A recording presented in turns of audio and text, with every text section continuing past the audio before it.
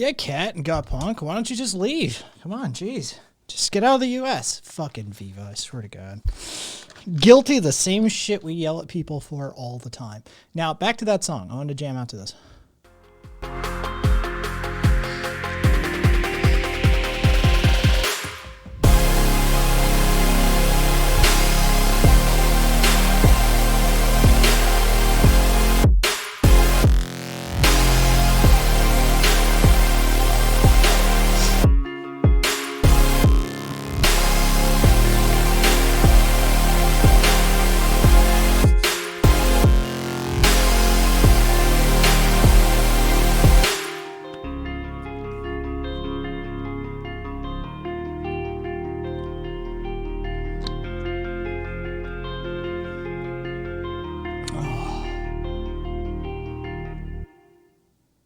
Anyway.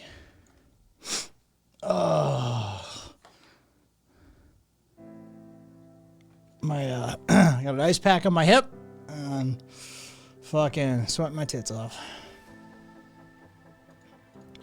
I only got 3 laps in, but I did sprints instead. Knowing, oh God. Does anybody need a sub? Hang on, God. Before you just start carpet bombing, see if we can't do some targeted here.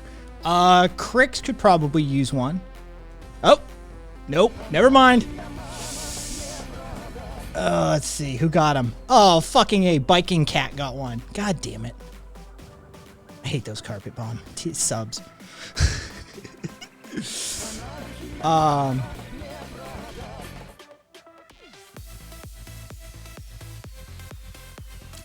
You know, it is what it is. Thanks, Scott.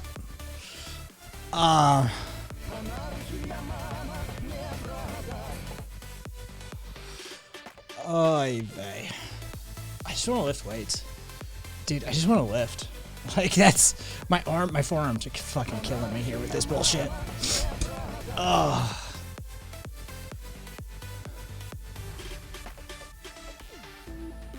Hey! Oh, look at that. God Punk did a targeted one to Crix. Oh, forgive me. I just downed a protein shake. Oh, and fucking, I don't know how many people noticed the title, but...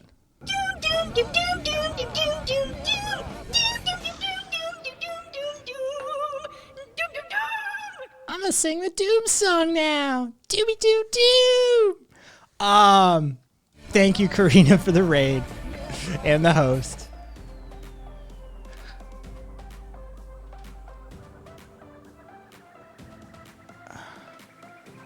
Hey, Chutoy. Well, Cat, I mean, I can definitely oversee it. I can't get in the trenches as much as I would love to. But definitely I can fucking oversee it. I got the gear, too. If you want to roll over. No, not necessarily, Karina. I just...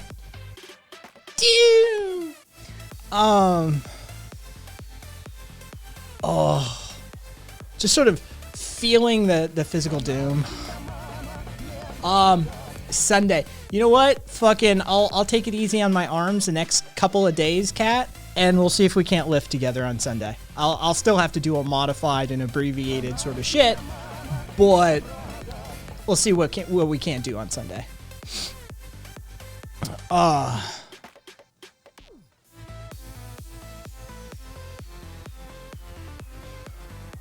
I legitimately wasn't going to stream tonight. Tonight or tomorrow. I was thinking about taking tonight and tomorrow off. Just to lay. Just literally just lay there. But I sort of...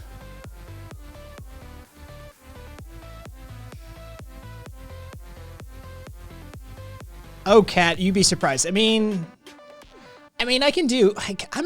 It's percentage-wise, for sure I'm stronger than you, Cat. Percentage, like body weight percentage, yeah, for sure I'm stronger than you. I can do a lat pull down that's essentially like half my weight, right? Like a little over half my weight is my lat pull downs, right? Like, so like there's weight sets, like my leg extension is, oh, that's not what I meant to do. Wrong button. is 71% of my weight. So like, yeah, like I'm pretty sure there's a bunch of stuff that I'm legitimately stronger than you in, Cat. But with injuries, we'll see. I can do 12-ounce curls. Rock the fuck on, Got. We could do a quick bad mood night if you need, hon. It is what it is. Don't worry about it, Karina. Non-binary, seen the COVID rate in Scotland faster than a rocket, 17,000 in one day. Lovely. All right, hello. First time tuning in. As someone who's looking forward to the next year in fitness goals, what are my fitness goals? Well, Magnus Xavier. My goal for next year is to, one, heal this body because I'm juggling injuries right now. I've got a tweaked hip and both my forearms are a little blown out. With that said, in 8 months, I managed to put on about 18 to 20 pounds of lean muscle this last year. So for the next 12 months, I'm looking to put on 30 pounds of muscle, ideally. So that's about my fitness goals for the next year. I want to bulk up. Amidst that bulking, I want to strengthen a whole bunch of stuff. That way, I can get back into like rock climbing and maybe some other stuff that I was never able to do. Because I was always light framed, and like a free soloist. So I basically was, all I ever had to carry up the wall was me and anything I wanted to take up with me, like food or drink. If I was doing a rappel, I'd have to climb gear, but I'd have to hoof gear up. But yeah, for the next year, my goal is to put on another 20 to 30 pounds of lean muscle, bulk up a whole bunch, and strengthen shit out. Oh, there's always going to be setbacks, Magnus. There's always setbacks. So I just accept that. I'm coming up fast on 40. When you're 40 years old and you're doing this kind of shit and you're whipping your body back into shape and you've got already a progressive neurological condition, my life is just pain. My life is pain. That's just how it exists. So I've long accepted that, but it's a matter of like making sure injuries don't become chronic and that sort of thing. But thank you for the well wishes, no matter what. What are yours, Magnus?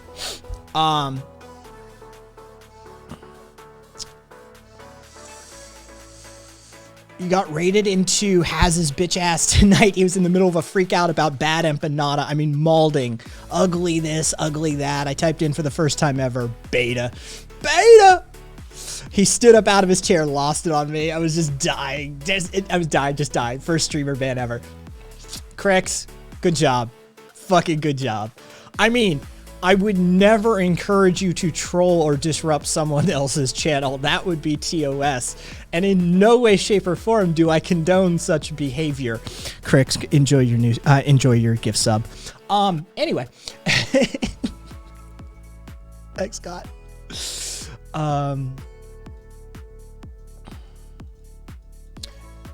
No. Karina, a leg extension is where you're sitting and you do this with your legs, with the weights on here. So the physics at work mean I have to literally hold the seat to do that, to do a 100-pound leg extension. Yeah, you're thinking of like one of the other lifts. Yeah, like not even a deadlift, but what am I thinking of? Standing leg lift, maybe?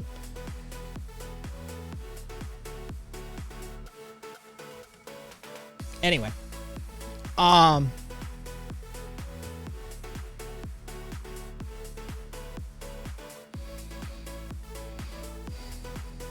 What did Karina ask?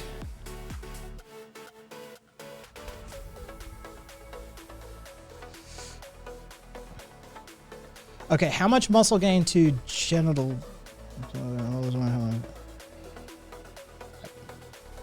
Oh, yeah. Shape, round is a shape. Yep. 2 days ago, I moved my neck quickly in a car, and yesterday I couldn't move. Today's still sore. Welcome to 40. Yeah, Amaris, I've had that since I was a teenager. First time I had that happen, I was probably 15, something like that. Yeah, maybe a leg press.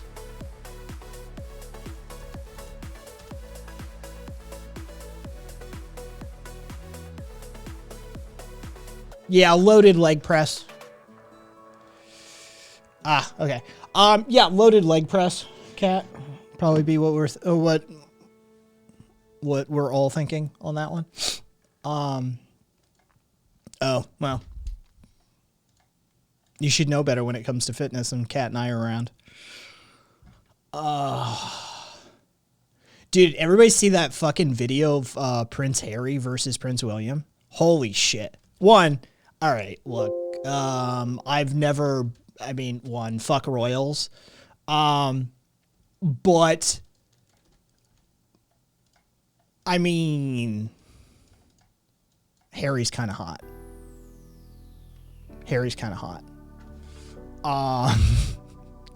And, like, I never even really thought so until, like, I watched this video. I was like, all right, I get it. Here. This is fucking hilarious.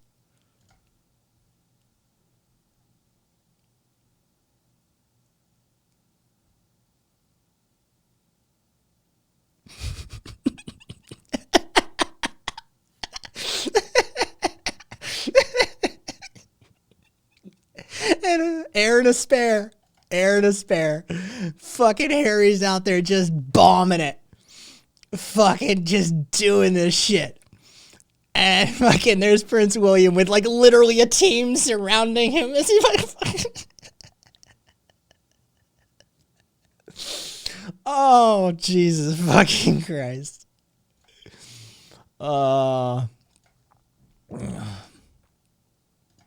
Dude, Prince Harry lived the kind of, yeah, I muted it. Fucking, I didn't need to hear the music attached to that. Prince Harry lived the kind of life I'd live if I were a prince. Dude, if I were born a prince, it's exactly the kind of shit I would get up to. I'm gonna run around Europe, embarrass the royal family a bunch, spend a shit ton of money, just hook up with everybody hot that I could possibly hook up with, cause a few scandals here and there, abdicate the throne and fuck off. Right? Like, peace out. It's been a fun ride. I'm gonna take my trust fund and leave now. Honestly, yeah, Prince Harry kind of figured it out. I mean, credit where credit's due. Not Prince Harry anymore. Harry figured it out. Fucking Harry figured that shit out. Like, legit. Like, yeah, you know what? Would I dress as a Nazi? If it brought shame upon the royal family? Yeah. Yeah, I'd do it. I'm not going to dress as a Nazi to dress as a Nazi. But if I know that it's going to cause a royal scandal and that the family's going to be embarrassed by it and they're going to have to fuck, yeah, I would. 100%. Yeah. The Nazis got their asses handed to them. They're not a huge deal anymore, right? Like, I'm not worried about, like, I'm encouraging Nazism in 1937 or some shit like that, right? It's fucking the 2000s, right? It's the royal family. Fuck them. Yeah, if I know it's going to cause a scandal for the royal family, 100%. A sexy Nazi in the middle of a gay hookup would definitely bring some soil to the ground. Exactly. Like, fuck them. I'm all for it. Yeah, that dude figured some shit out. I was like, honestly, I think his mom. I think he looked at fuck it. I think he got to an age. It caused a whole bunch of problems with him, but I think he finally got to an age where he was like, yeah, they just toss you aside. Like, you're used by the crown. You're a political puppet for the purposes of propagating and furthering this bullshit idea, and they will toss you aside in a heartbeat if they so choose, right? Like, so fuck them. I'm gonna take them for all they're worth and fuck off. Marry some hot, like, mixed American broad and just fuck off. Take my millions and leave. All right, Crix. Oh, it was 100% the tennis teacher. I'm sorry. I'm fucking sorry. Fucking,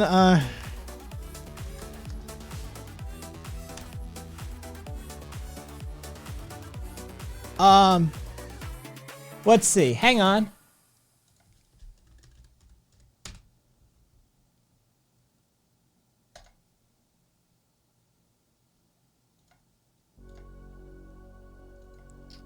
All right, hang on. I got the pictures. And then let's go over to idiot. All right. So here's his father. Here's Prince Harry's father. Totally looks alike, right? Here's Diana's tennis coach.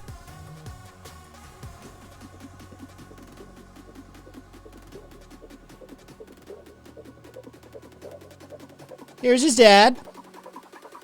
Here's her tennis coach. Dad, tennis coach.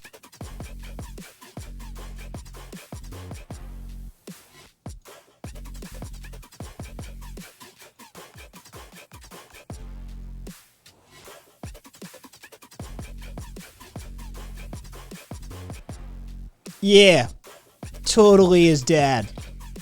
Mm-hmm.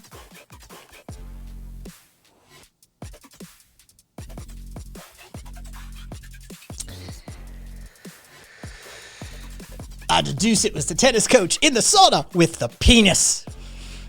Carpe, I think you may have just won Clue, or Cluedo as they call it on that side of the pond.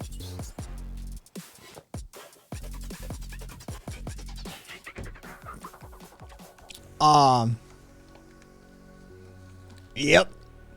Fucking, I always love that. It's like, oh yeah, totally his dad. Totally his dad. No, that's, I believe it. I boast, they look so much alike. I can't imagine why anybody would think that the tennis coach is his dad. They look identical.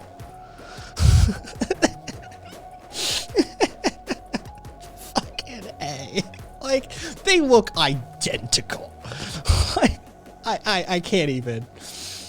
Every time I someone brings that up, I show that photo, and I love that photo. You just like, yeah. Diana was banging the fucking. I mean, do you blame her? All gingers look alike. Do you blame her? Like, I mean, Jesus Christ. That fucking nightmare of a man? Whoa. Yeah, like, dude, tennis coach is hot. Fucking.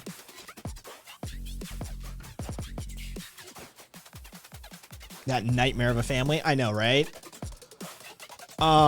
Dude, I was watching one of the Grand Tour episodes actually, and they were doing some like military training exercise, and they had the boys had to go rescue the queen, and there was just some woman dressed up as a queen, and they had an Audi as their getaway car. Hey, Rumble. And Jeremy walks into the room and goes, "Your Highness, we've got an Audi waiting outside for you. You'll love it. It's German." And James behind her goes, "Just like you." Oh, by the way, in the episode of the Grand Tour where they rescue the queen, the first time they get her to the Audi and they put her inside, you just hear pop. And Jeremy just looks across the car at James. He goes, "Did you just shoot the queen?" James like, "I might have."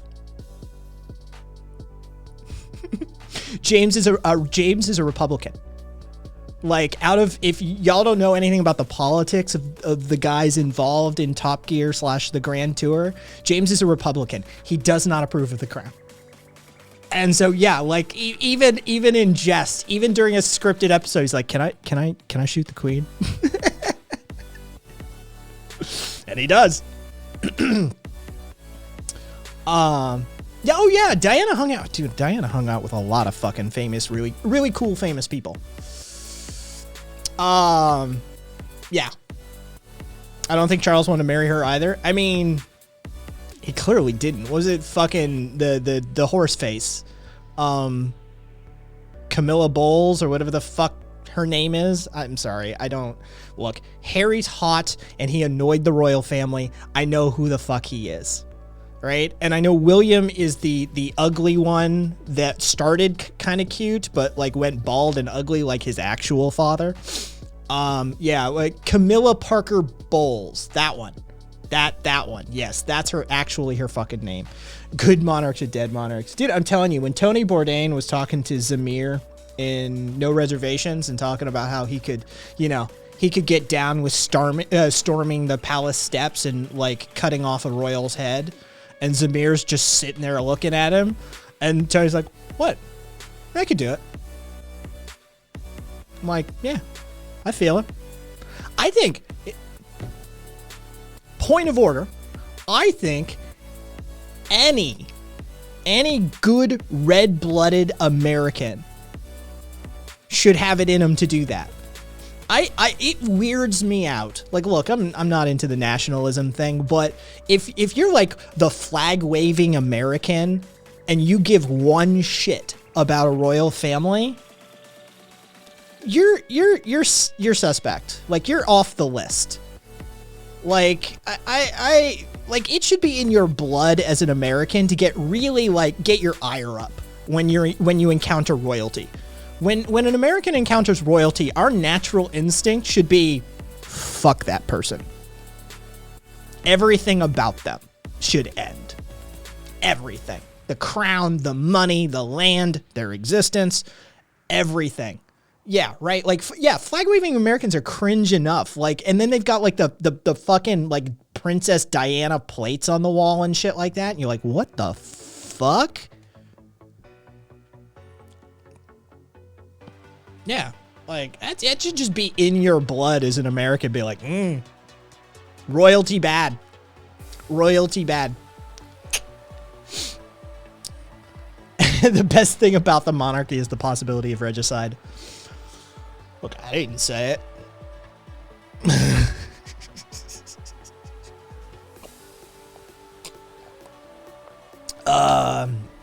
Hey, Puka. Quick search says Diana really hooked with her tennis coach.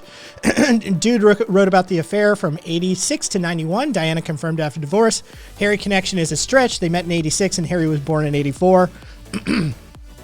Yeah, I don't care. One, I don't trust any history as told by royals. And two, I'm sorry, those two motherfuckers look too much alike for him to be fucking Chucky's kid.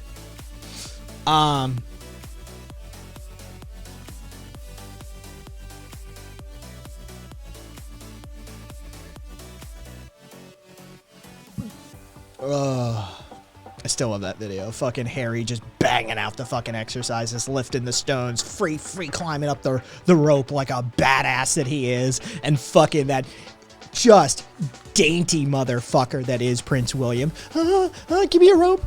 With like 5-7 people surrounding him like, oh, we've got you, your highness, if you fall. Swear to God.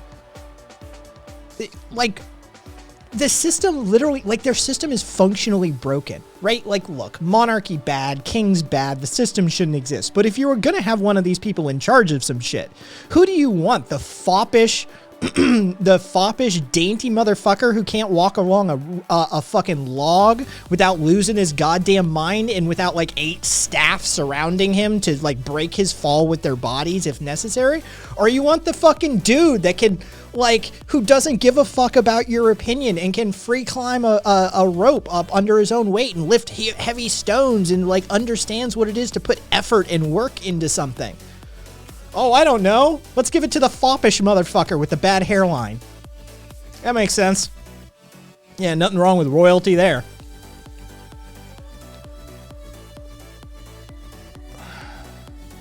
Give me the critical ginger. 100% Carpe. 100%.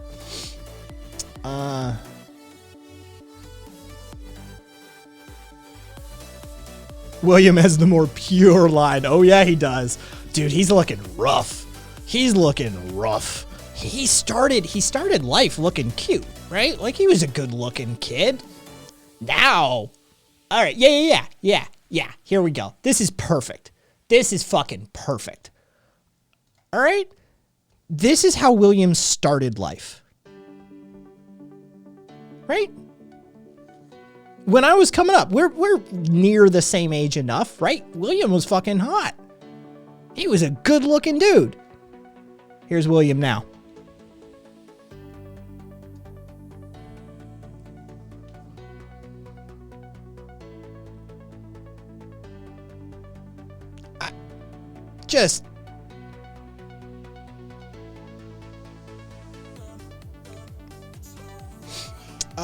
Let's see, young Chucky.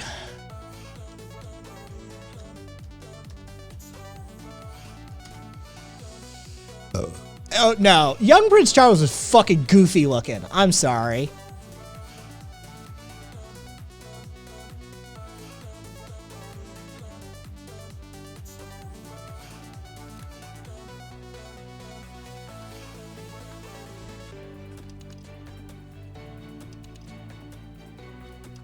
Right? Like, I'm sorry. Right? Like, that's Diana's genetics. There's Chucky's genetics. Right? Like, this is, oh. At least he did sport at one point. He knows what it means to sweat. Looking at you, Prince Andrew. But, I mean,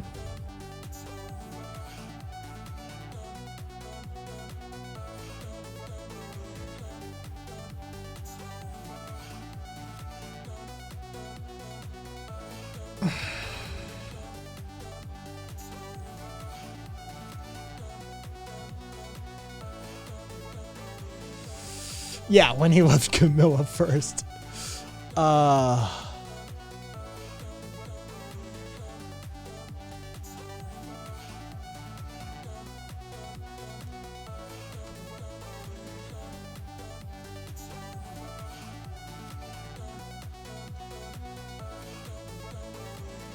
Anybody know who this is?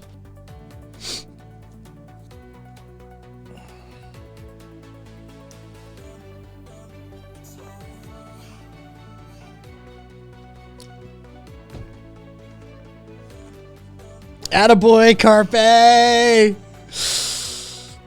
Attaboy, Carpe!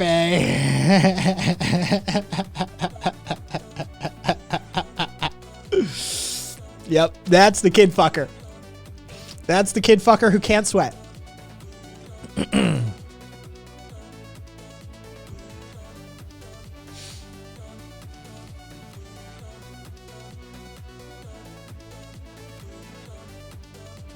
Who, I mean, was not terrible looking. Right? Once upon a time. Once upon a time. You know? I mean, if I countered him in a club back in the day, I'd do him. He's a good looking dude. Too bad he's, yeah.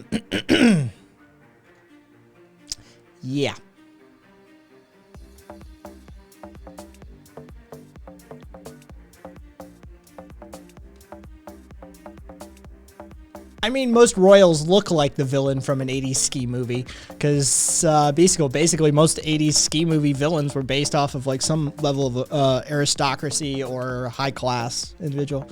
You'd be too old for him, guy. Puka, you know, fucking, you know, maybe there's an overlap there when he was still hitting the clubs and partying, and like, oh God, no, like even when he would have been, God, what would he have been in the 90s?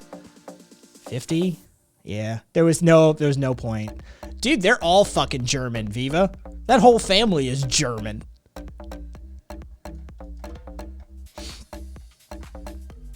Yeah. Like the entire fucking family is German. Like, it's the British royal family. They're German. Oh, let's see.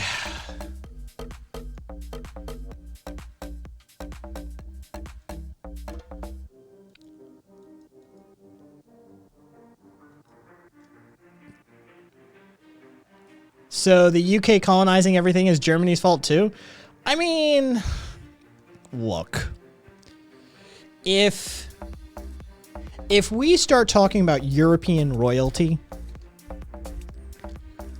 everybody's related to everybody. That's just the truth of the matter. There was a lot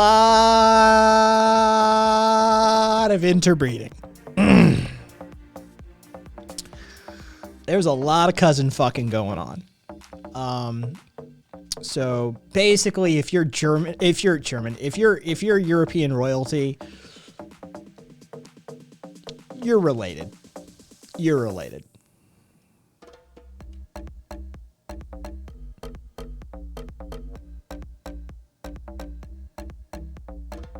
Is that a real quote, Karina? Where did that come from? That's amazing, Karina.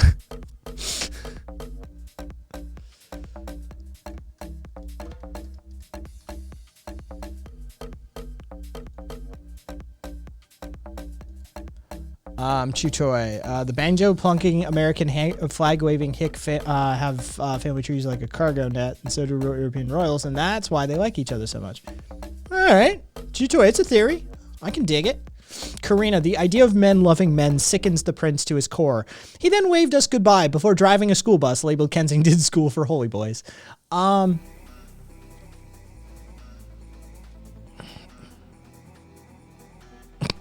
Axel. UK, German, Russian, all cousins, says Tadpole. Yeah.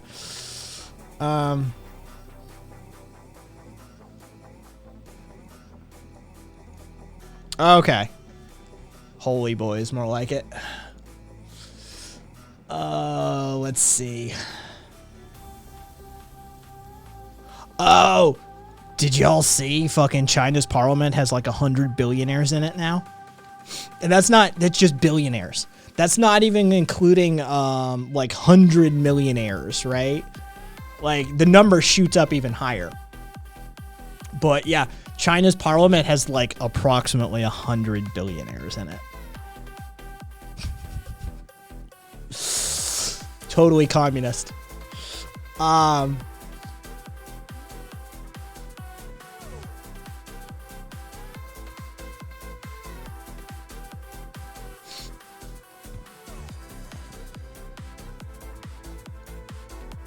Where was this guy? Pennsylvania? Yes.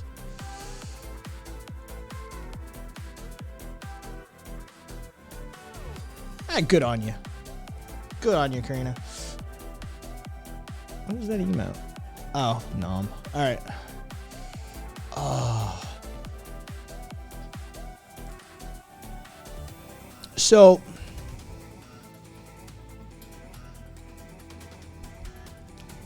Godpunk just caught it out of the fucking, oh god.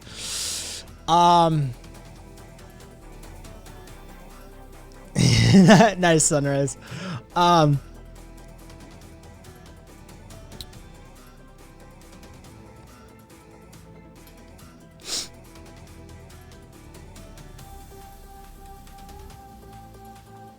Here you go, Godpunk. In November of 2008, Pennsylvania trooper Jay Splain was honored at a county law enforcement banquet as a hero, the police officer of the year. The reason? He had shot and killed a suicidal man who allegedly pointed an Uzi at him. That was the first killing. Trooper Splain went on to fatally shoot 3 more people in separate incidents, an extraordinary tally for an officer responsible for patrolling largely rural areas with low rates of violent crime. All 4 who died were troubled, struggling with drugs, mental illness, or both. In 2 cases, including that of the man with the supposed Uzi, family members had called the police for help because their relatives had threatened to kill themselves. The most recent death was last month, when Trooper Splain shot an unarmed man in his Volkswagen Beetle. After learning that the officer had previously killed 3 other people over nearly 15 years, the man's sister, Autumn Krause, asked, "Why is that person still employed?" Trooper Splain is an outlier. Most officers in his precinct never fire their weapons. Until now, his full record of killings has never even been disclosed. The Pennsylvania State Police even successfully fought a lawsuit seeking to identify him and provide other details in one shooting. In the agency's more than a century of policing, no officer has ever been prosecuted for fatally shooting someone. This history aligns with a long-standing pattern across the country of a little accountability for police officers' use of deadly force. Prosecutors and a grand jury concluded that Trooper Splain's first 3 lethal shootings were justified, and an inquiry into the most recent one is ongoing. Rather than have independent outsiders look into killings, of course, the police agency has conducted its own investigations, which were led by officers from his unit, raising questions about the rigors of the inquiries. In its review of Trooper Splain's killings, the New York Times found inconsistencies between the evidence of what occurred and what the state police said had happened. The officer appeared to have departed from police protocols in several of the fatal confrontations, according to interviews and examination of investigative and court records.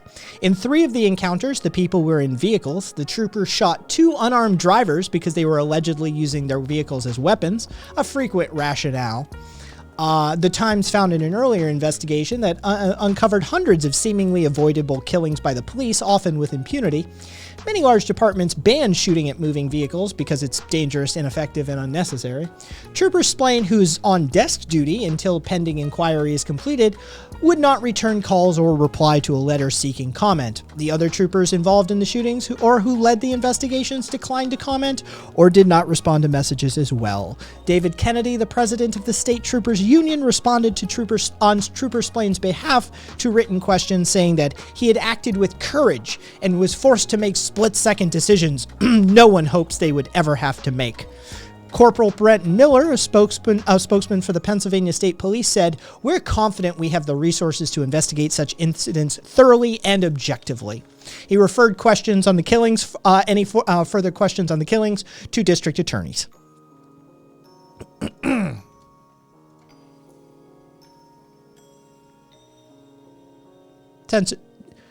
Pennsylvania State Trooper of the Year, everyone.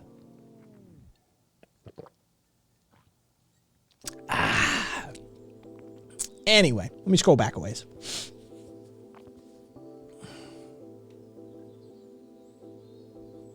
Cat for the day I do a DNA test. It's all just dead ends.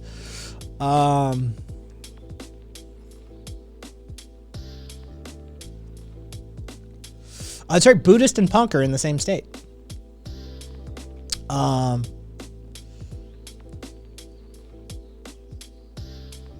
nice. I like it. I like it, Karina.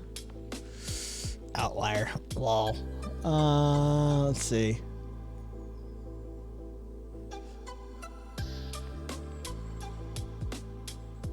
I had a state police pull a gun on me for a bar of soap, says Scott. Jesus Christ. Did Pedo Gates ever hire Kyle? Not yet. I don't think, Sunrise. I don't think so. Not yet. Pennsylvania's the cheap Chinese knockoff of New York. What is... No,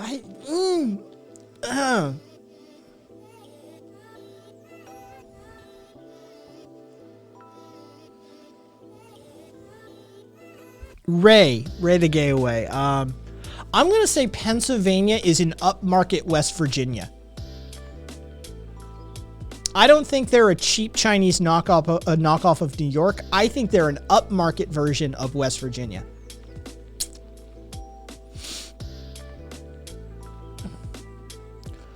Oh no, Korea. There's no punishment coming.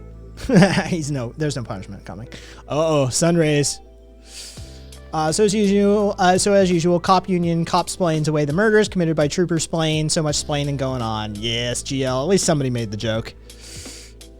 Buddhist who's in Pennsylvania. I agree with the upmarket version of West Virginia. God said I'd agree. In the hell that's central Pennsylvania, we're so fucked. Yeah, Pennsylvania, having like my grandparents you know, I spent some time there. Yeah, it feels like an upmarket West Virginia. Anyway.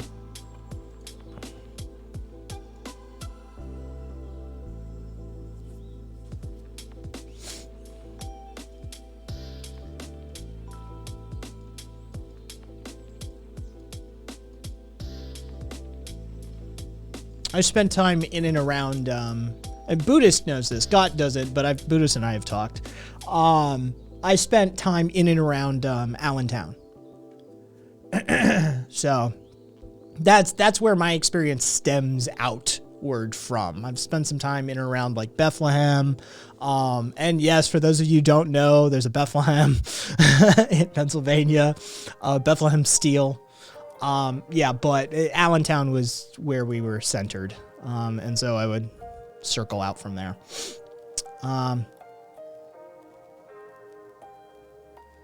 It's where Jesus was born. That is correct. I mean, why? You got evidence of him, Gunler?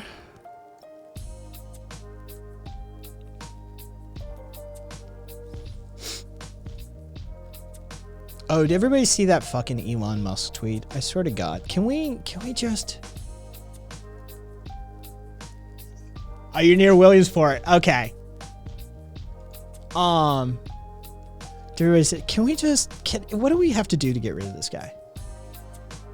Like, what do we have to get... What do we have to do? Right? Like, just...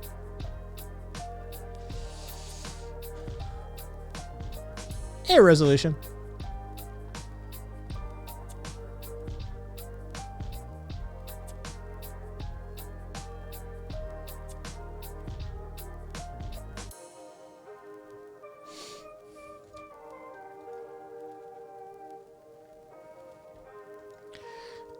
Yes, nonsense. I saw Brandon Brown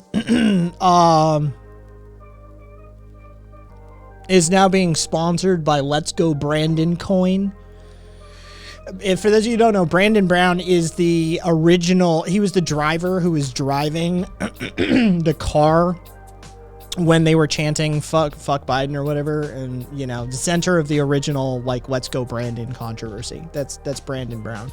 So now he's driving a NASCAR car, sponsored by LGB Coin. If you didn't know, LGB Coin is Let's Go Brandon Coin. They have a cryptocurrency now.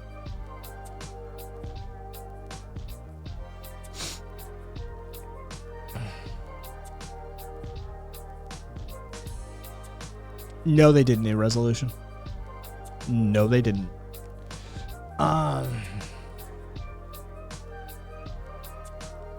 It means fuck Joe Biden, Ray.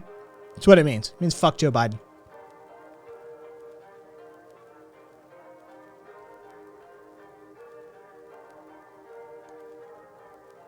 Caboose, because reasons?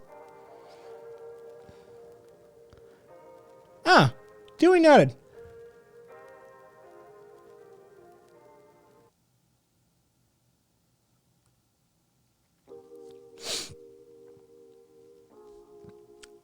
Dude, Viva, that was the biggest missed opportunity. It was the biggest missed opportunity for fucking Biden. That dog should have been named Brandon. That dog should have been fucking Commander. Dude, he should have been out on that fucking front lawn, bending down, clapping and whistling. Come here, let's go, Brandon. Come on, let's go, Brandon. Missed opportunity.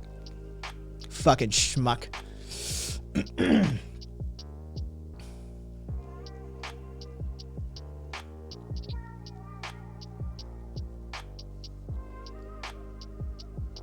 Well, he already kind of did. He agreed with that douchebag on the phone call with him. He like literally said, "Let's go, Brandon. I agree." Yeah. He's too old to be fun.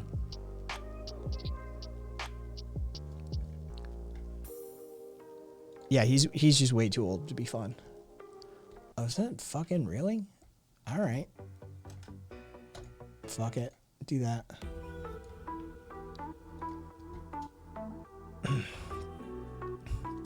Yeah. Did you see Pussy Riot has been declared foreign agents, and they're like to be cracked down upon appropriately by Russia? Yeah. I'm not even going to try and pronounce that lady's name, but one of the founding members literally has been iterated out, named specifically as a foreign agent, as well as like some prominent satirists, and like there's a few. There's like some press that have also been declared as such. I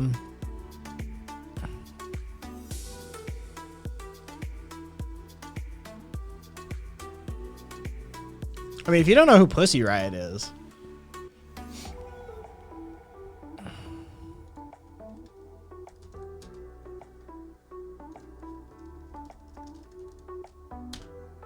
that's why you should know.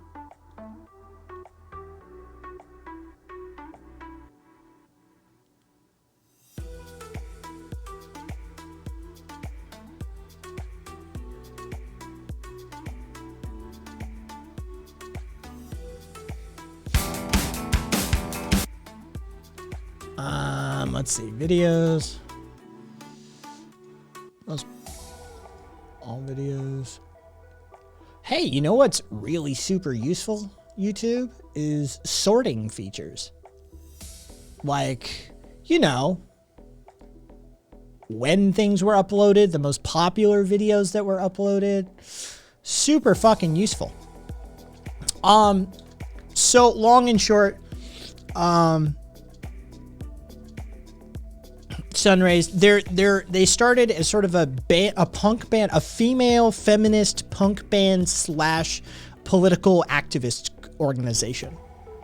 And so they would perform subversive shows, and they have like sort of anti-authoritarian, anti-Russian, oligarchical lyrics. They're critical of the state. They're critical of power structures. They defy the social conservative norms of Russia. So yeah. Gunler, name a punk band that's gone soy. Name a punk band, Gunler. Name a punk band. Just start there. Then name some that have gone soy.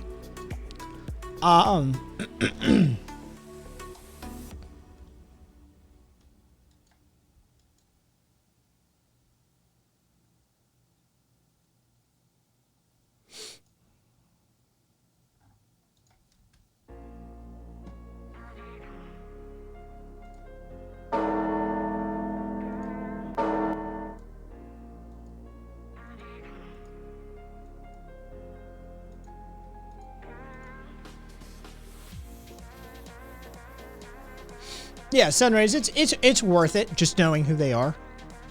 They've been sent to jail. They've been jailed so many times. The founding members of Pussy Riot have been thrown in jail. I don't know how many times now. Yeah. Diva. Tom Morello needs a fucking reality check though. I love Tom Morello, but he needs a fucking reality check. Somebody needs to sit him down and be like, motherfucker, you can't. Like, you can't. Right? Like, we get, like, dude, if Elton John wants to sell out, Elton John can sell out. You're Tom Morello of Rage Against the Machine. You can't have an NFT, motherfucker. Right? Like, there's just some shit you're not allowed to do. Right? Like, that's... Somebody needs to fucking sit Tom Morello down and be like, no. Just no. Shut the fuck up, man.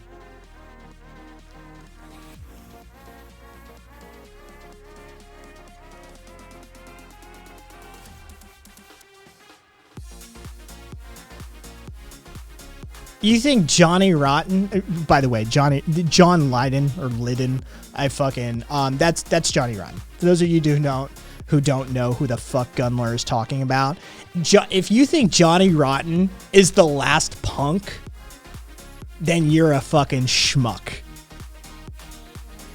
Yeah, like he's one, a horrible human being. And 2 is far from the last punk. Like, he's not even in the same he's not born of the same generation that would be even close to the last punk.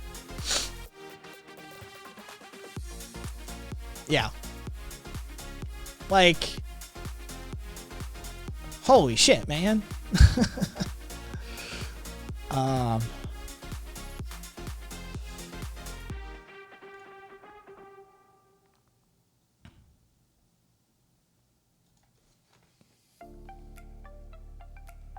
How about just insane? Pathetic? Gunler. How about just insane? Or fucking pathetic? Do you know who these people are? You have no idea who these people are, do you? Quick, Google. Right?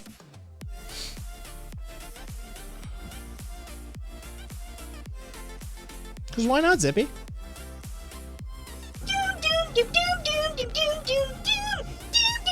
Because Colorado's on fire right now?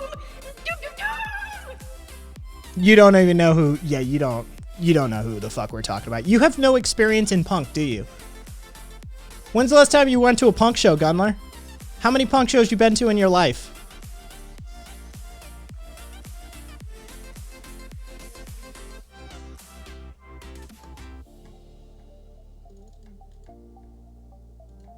Oh, okay. So you know nothing about punk, but you're willing to declare punk dead. Cool.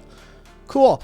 I too like a complete amateur to declare a person dead. Oh, he's dead. How about we get a fucking doctor in there to declare them dead first?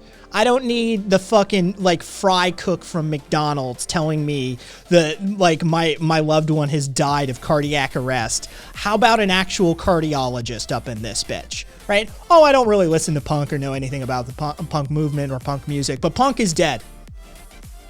Holy shit.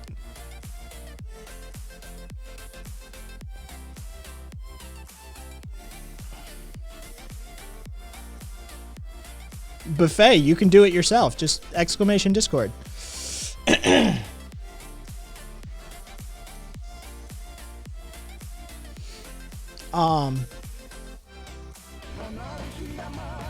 Jesus Christ, God. Thank you again.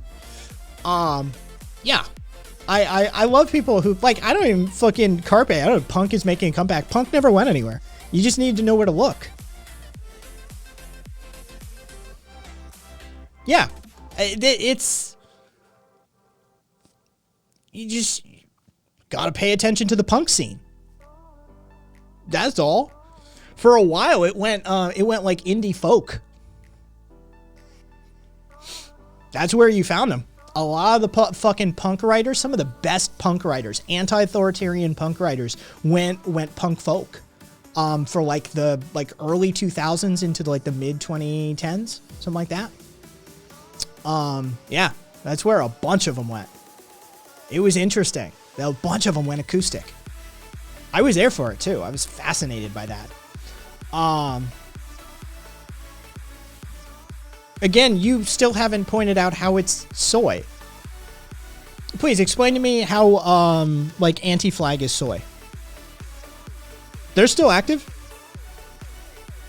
How did Anti-Flag go soy? Irresolution, right? It was an interesting it was sort of an interesting mashup and vibe for the scene. It brought in some like musical excellence and refocused the lyrics.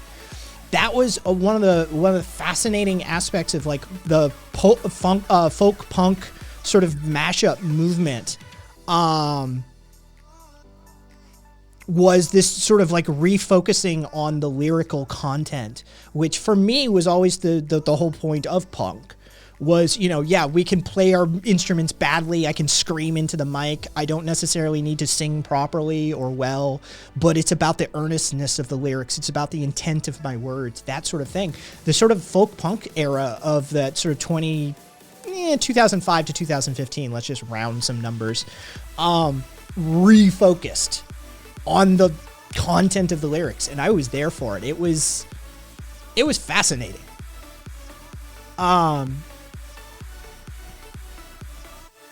It's a general question, but which punk bands have new ideologies? And by new, I mean 10s and ups. What ideologies are new from the 2010s and up?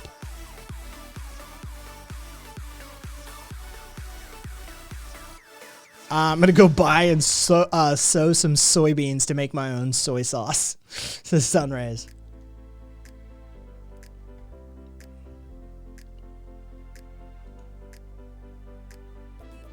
Okay, so this person doesn't engage in good faith. They don't actually want to have a conversation. They don't want to talk about stuff. So I'm just gonna Gunler, you're officially ignored at this point. I won't be paying attention to anything you say, nor will I respond to you. Probably like here on out, unless you say something specifically stupid. Hey, Buffet, thank you kindly. Fucking Sunrays, congratulations. Yeah. Like, if you don't actually want to engage in the conversation, then just fuck off. Somebody, yeah, Burger. I don't know what that question actually means.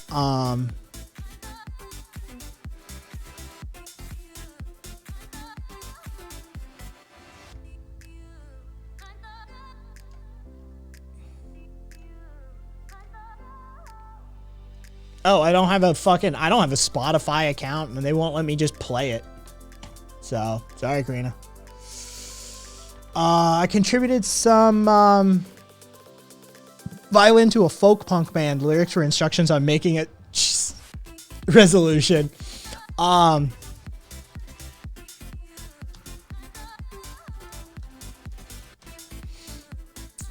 Let's see. Let me. I'm gonna get dinged for this, I'm sure. Oh, fucking last night's stream got blocked outright by YouTube because we watched that Nickelodeon show. 100%. All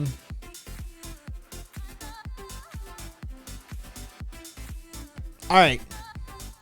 I actually asked Pat to let me play this song. No, well, Exol, it's not TOS over here. Twitch didn't give two shits. Twitch doesn't give two shits. Twitch does not give two shits. That's not a thing Twitch gives a shit about. I actually asked Pat to let me like have the rights to play this song, and he couldn't do it. Give me 2 minutes of your time to listen to a song together. I'm going to get a DMCA hit for this, I know, but fuck it. I don't care. I love this song.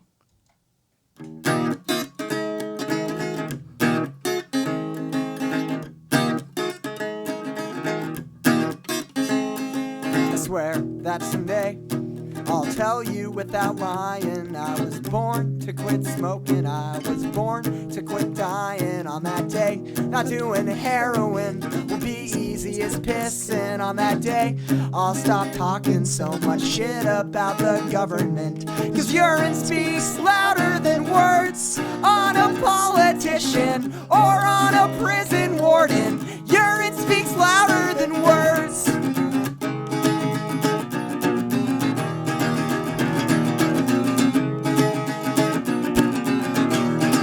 I swear that today I was born to be living, I was born to be singing, I was born to be fighting. But will somebody say, is this resistance or a costume party? Either way, I think black with bandanas is a boring game. I don't gotta tell ya, crackers are great with amnesia when they wanna forget something like centuries of racism. Say, look at the man on center stage and pay no attention while millions get locked in a cage. Riots break out in Oakland, but urine speaks louder than words on a prison warden or on a BART policeman. Urine speaks louder than words.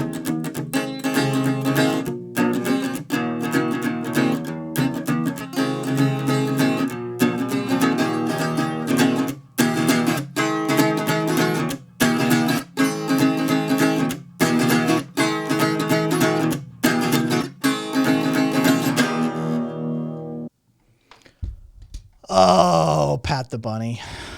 He's good. He's good people. He's good people.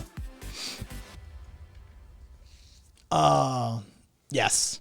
Urine speaks louder than words on a parked policeman or a BART policeman or a prison warden. Dude, I love Pat the Bunny's writing. I legitimately love what he has to say about the world. And I wish he were still writing, but he had to get out of the business. He developed alcoholism and a heroin addiction, and he needed to just get out. Vermont anarchist as well, moved to Arizona as well. Let's just say there's a fair amount of parallels to he and I's lives. I just managed to escape the addiction cycle. He struggled with it, but he's good people. He's really good people, and he was the songwriter and lead singer and frontman for a bunch of bands.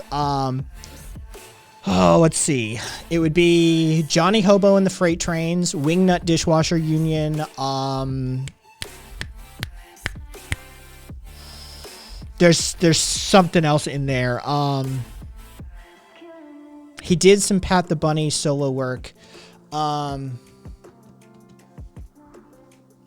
what was Ramshackle Glory? That's it. Ramshackle Glory, One Man Romance. And there was like some art projects in there somewhere as well. There was like a gospel album he did. He did a bunch of stuff, but yeah.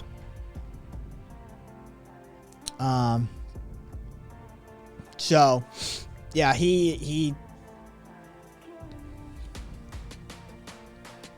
I was about to say, wasn't he in Ramshackle? Yeah, he was a good portion of Ramshackle.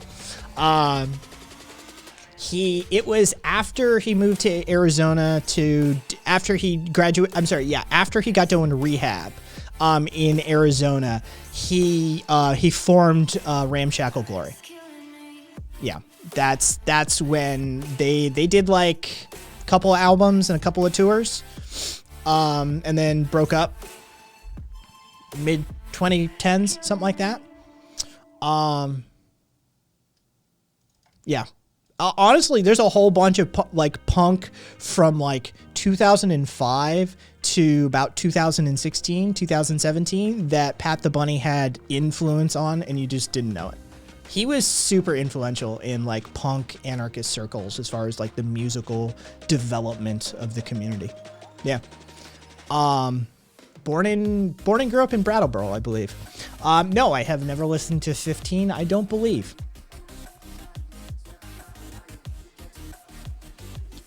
Yeah. God, I wish he were still making music, but he's not.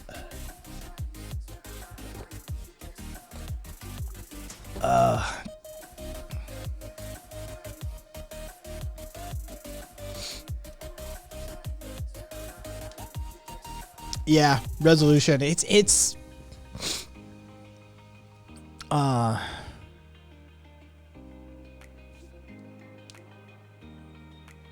yes, I have, and we're not. I'm sorry, I'm not going to trust the Army's fucking vaccine yet. Let go through some civilian testing first, GL. But yeah, we covered that like last week.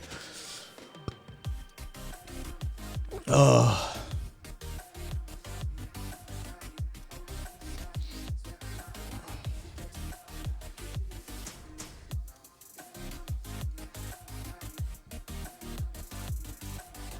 Oh, there we go. There we go. Johnny Hobo and the Freight Trains, Wingnut and Wingnut Dishwashers Union, Pat the Bunny, Ramshackle Glory, Playtime Posse, Big Swamp Gospel, The Sad Joys, One Man Romance. All from 2000 to about 2017. Yeah.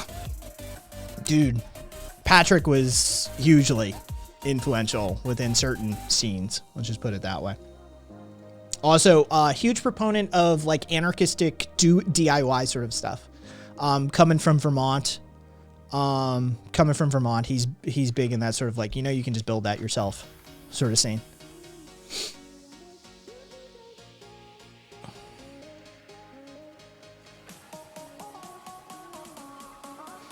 I'm not a big fan of blues, Karina.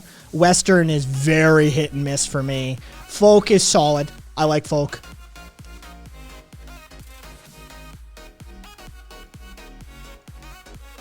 Hey, be over.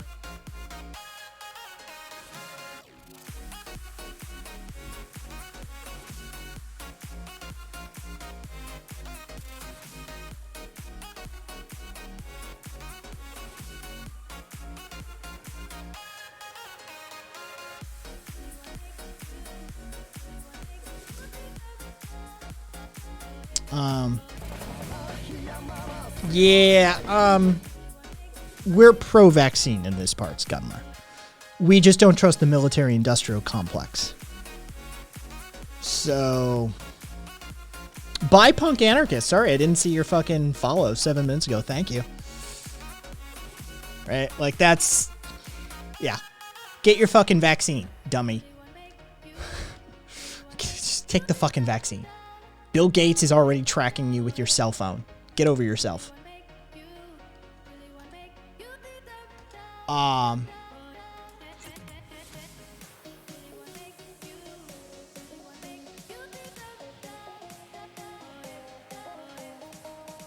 Oh, my oh, what the fuck is this? Oh. All right, 1 pending, accepted, 2. Dude, Carpe, it flared a whole bunch of shit for me, but you know what? Not drowning in my lungs full of sputum while I'm bashed face first into a hospital bed, intubated and ventilated. And no, I'm good. I'm good. It flared a whole bunch of shit for me, but I'll take that over the alternative. Yeah, with a bag taped to my ass. It's, dude.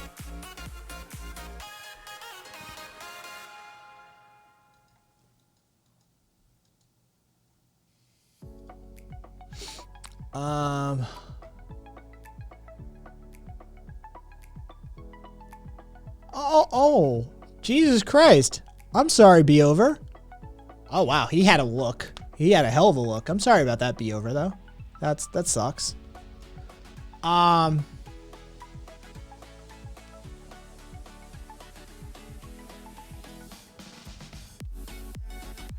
Buffet. Buffet. What time zone is it for you right now? And how late are you going to be up? Ugh.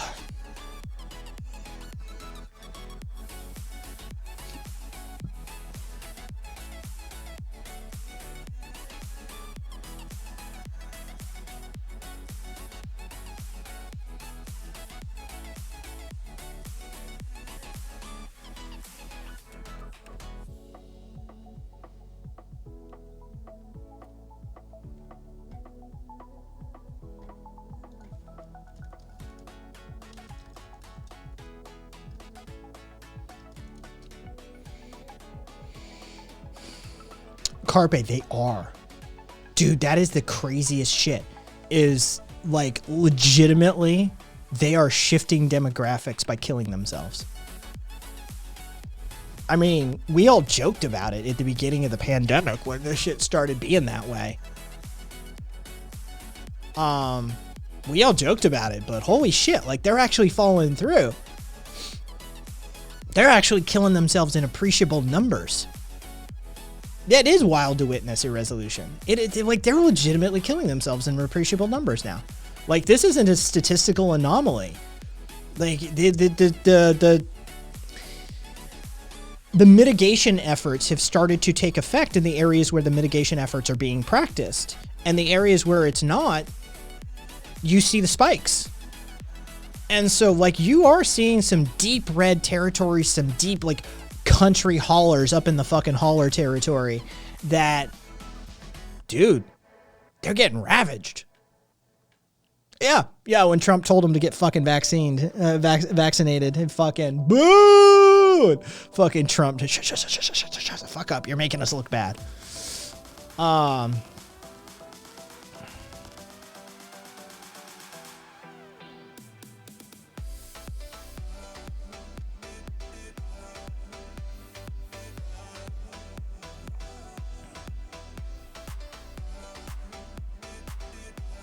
Oh, and I wanted to address GL. It actually isn't, it usually is not, in almost all instances, it's not people intentionally trying to sound like Americans when they sing. The intonations of speech and the beat of the music actually cancels rhythms of speech. And this is sort of a known linguistic phenomena. So music forces singers to elongate their vowels on top of all this. So the sounds become a more neutral sound and sounds similar to what a generic American accent sounds like. Ironically or hysterically or funnily enough, American, as far as like linguistic accents go, as far as human vocalizations go, is actually really close to generic. Like the generic American accent is very close to sort of like generic human speech, interestingly enough. And so numerous linguists have spoken on this, also ENTs. That's why when this happens is because singing actually forces a series of like normalizations to occur. And when you do this, you strip out a whole bunch of the sort of markers of speech and language and accent and dialectic that you would normally hear. Aliens call it Earth Common. Yeah, it is a really fascinating thing, and if you look into it, there's linguists and medical professionals that have studied this at length. It is a real phenomenon. It's not being done intentionally in most cases. You can sing in an accent. It is possible to do, but if you actually sing the way most Westerners understand singing to occur, you sound generic. And the funny enough part of it is that when human beings sound generic, they kind of sound American. So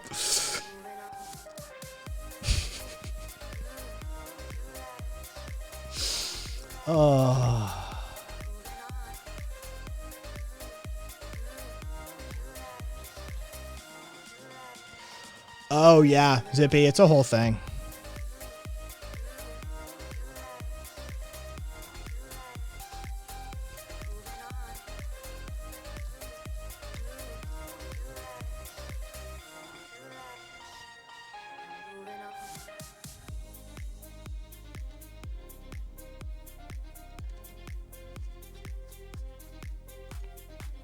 Gunler, don't go to the hospital. Don't ever go to the hospital. I don't want to ever hear it. If you start drowning in your own fucking fluids, I don't want you calling in an ambulance. I don't want you going to the emergency room. I don't want you ever seeking medical attention for it because they cannot be trusted. As long as you're not a hypocrite about it. And if you catch COVID, you just suffer and die on your own. I'm okay with it. You do you. But I don't want to see you turn bitch on us and run to a fucking doctor. Because the doctors told you what to do.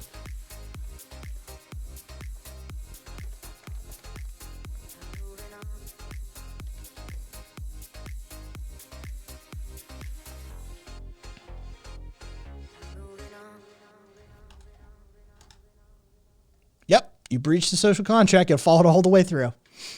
Yeah, bullshit.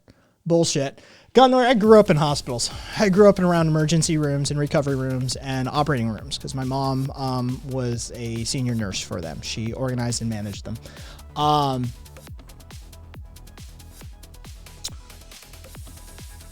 You'll turn bitch real fast. The fact of the matter is that when somebody's breath gets short and their heart starts racing and the fight or flight starts to set in, the adrenaline starts pumping, you'll cry. You'll cry. You will literally beg and plead. And there won't be anything the doctors or nurses can do for you, of course, at that point, but to comfort you, sedate you, and intubate you. But at the fact of the matter is that at that point, whatever. But I've seen plenty of people. I do too, GL. I do too.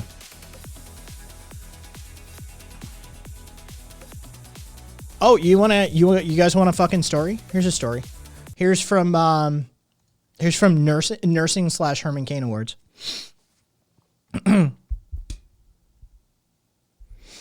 ICU doctor, run my own unit. Yesterday, had a gentleman come in with all the classic symptoms: cough, fever, shortness of breath, and of course, profound hypoxia. His CXR showed the chest X-ray. His CXR showed the classic diffuse bilateral infiltrate. We've all come to immediately recognize as COVID. I told him he likely has COVID and we're waiting for the PCR results to come back, but in the meantime, we'll start him on oxygen and medical therapy. He did not like that. He immediately went to COVID isn't real and you're trying to kill me. Of course, he wasn't vaccinated. He wanted to leave the hospital right away. Considering he could barely get a sentence out without needing to catch his breath, I convinced him to at least spend the night. Fast forward to this morning. Lo and behold, COVID positive. He absolutely flipped his shit, accused us of all sorts of things, immediately asked to leave the hospital again. At this point, he was 100% on oxygen on high flow nasal cannula and essentially one step away from being intubated, which he was adamantly against. He kept pulling his oxygen off, and I kept watching his oxygen saturation dip into the high 70s. Went into his room to talk to him. He understood he was sick. He understood his oxygen levels were low. He understood he needed treatment. He understood leaving before we had a chance to treat him would increase his chance of dying. At every step, he demonstrated capacity to make medical decisions. Besides his baseline delusion about the reality of COVID, he was totally cogent and coherent. My hands were tied. It's not a hospital. It's a hospital, not a prison. And I let him sign himself out. Called the Department of Health to let them know. He got his clothes and belongings and huffed his way out of the hospital. Apparently, he made it halfway to the road when he collapsed. Code was called overhead. I figured it had just been the same guy. Went down to the ER to confirm my suspicion. Saw the ER doc getting ready to intubate. I called out and told him the story that this guy doesn't want intubation or any medical treatment. So he died. One fewer patients on my unit.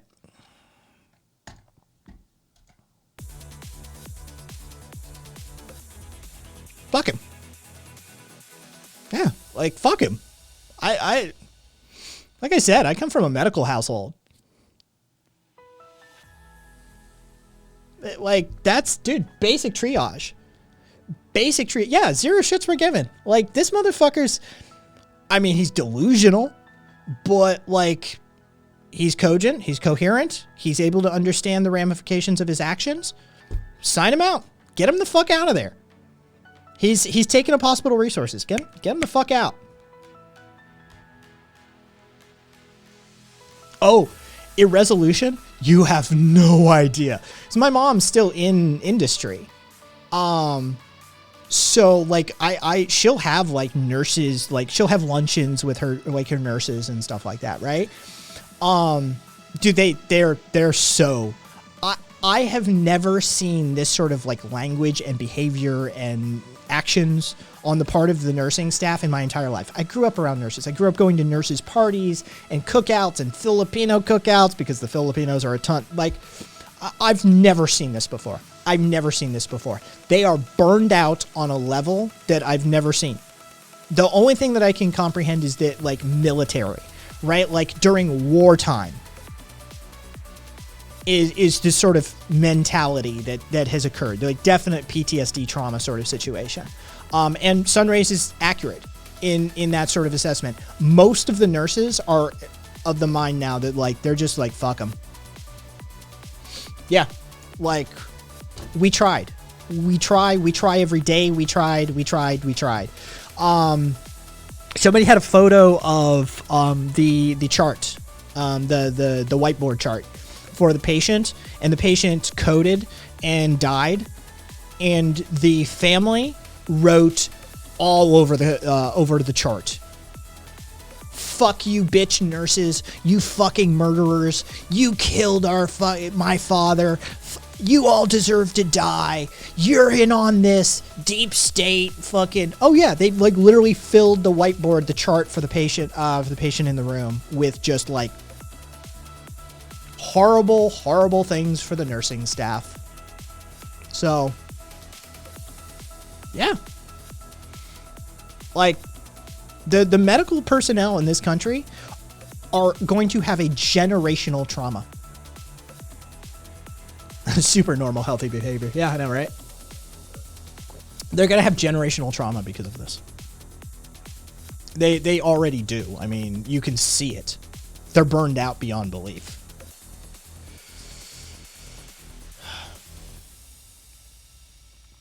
It's astounding to see up close. I mean, I know the best infectious disease doctor in the Las Vegas Valley, bar none. I know the man. I've known him for years. And I've told stories like when I sliced my finger, when I sliced my finger and ended up in the ER, and then I saw the guy and he said, you know, I was telling him that like there was 6 patients that came in that day, and the fucking chick who was coughing and fucking, you know, in the ER back in the, and you could hear the on call literally sigh from across the room dealing with this bitch. And she, you know, well, how do you know I have COVID? Fucking like he's like, well, you have all the symptoms and we're waiting for the PCR results, but can I at least check you in for the night? Fine. Well, is there anybody we can call to let you know, let them know that you're going to be staying here? Is there a family, any children, any husband? She's like, well, my daughter, but she's busy. Well, she's too busy to take a phone call. Well, she's just been checked into the hospital as well for COVID. You literally heard the man sigh from across the room. And I was telling the infectious disease doctor. I was telling this guy. I telling him this story. He said, I had 27 the other day. I'm like, what? He said, yeah, I had 27 in the ER. Because he's the on-call infectious disease expert for one of the hospital complexes that he's attached to. He is for multiple, but he literally is their on-call. He'll go down and deal with shit if he needs to. And he said, yeah, I had 27 the other day. Yeah. Like, it's just one after another. Oh, yeah. Fuck them. Right? Like, when it first started happening, yeah, it's bad.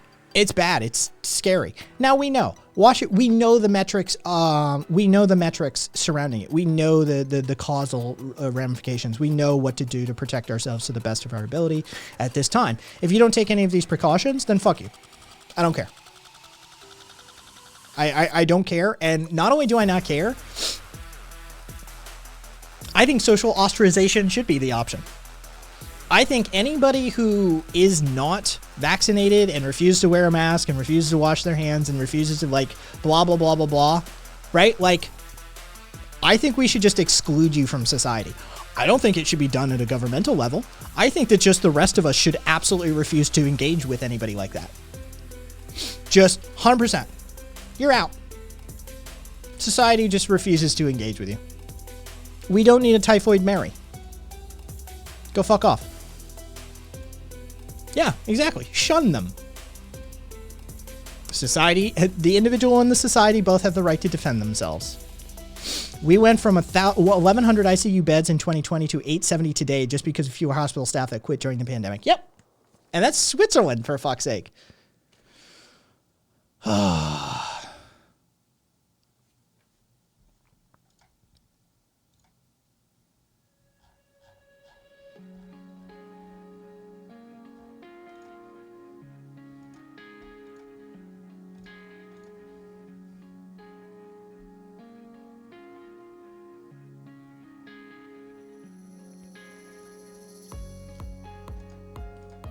These charts are so fucking stupid. Holy shit. Okay, so the average age of death is 78. Okay, so do we understand how average works? Not Alder. Do you understand how average works? Also, just hilariously, by the way, 78-year-olds don't matter. I can just start murdering grandparents. We're cool with that. We're good with that. Like, just fuck all old people. Just kill them. Doesn't matter. Cool. Second one. Second chart with the comorbidities. They just conditions, right? Issues with comorbidities, right? That's hilarious because basically everything it can potentially be a comorbidity. And given that 40% of the American populace is obese, and you add on the smoking statistics on top of that, congratulations. Most Americans qualify right out of the gate, over 50%. I don't care about your ICU statistics. You're Canada, there's like 3 people in your country.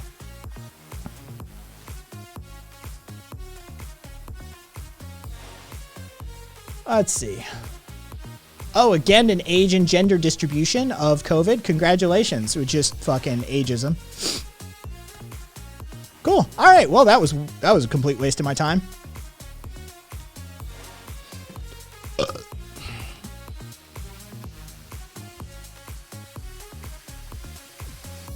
Oh, fair enough. Yeah.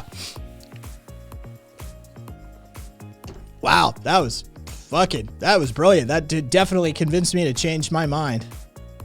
Holy shit. Good job.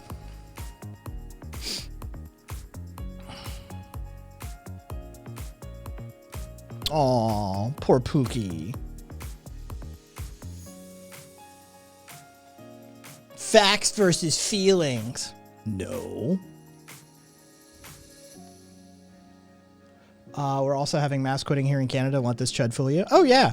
I'm just fucking... Dude.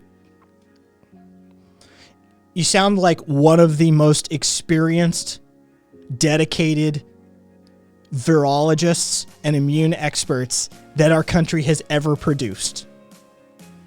Oh, no. Oh, shot through the heart. Oh, I'm so hurt. He called me Fauci.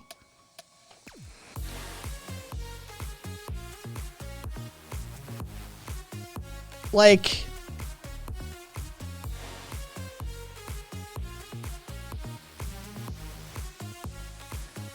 You remind me of that fucking Einstein fag. You know what? You look a lot like Stephen Hawking. Like, you wanna try it? Like,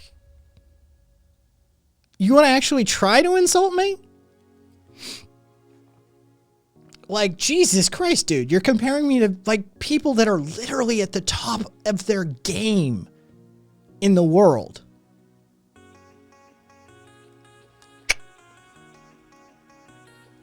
Yeah, Marcus, fair enough. Anyway, I'm done dealing with idiot anti-vaxxers. There's no point in talking to anti-science people. So, let me close that tab. Oh, we got a fucking list on what this person, let's see. Oh, look, they follow Crooked Nose Media. Who would have guessed? Who would have guessed? I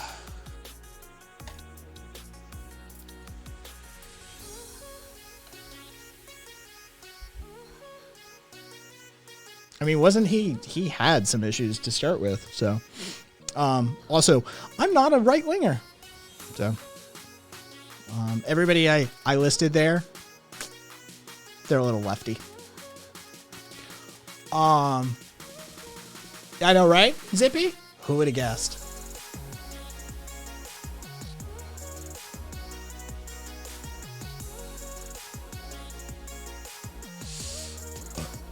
Status coup.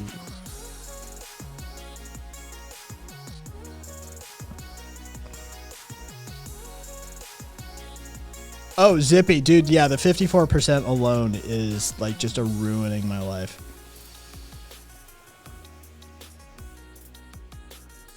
For all these crooked nose people, Iran has some amazing plastic surgery going on in that field.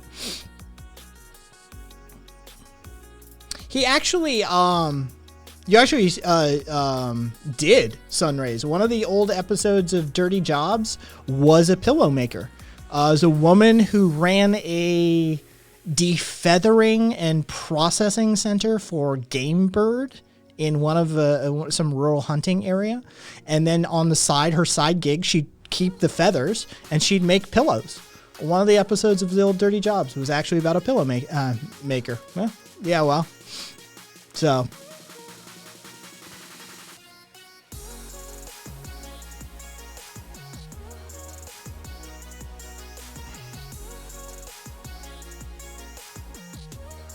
I think Buffet went offline. I don't think I ever got a response to Buffet.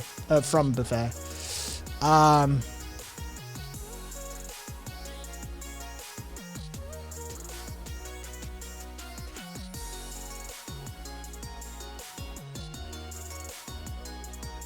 Alright, cool. No problem with that. I don't mind that.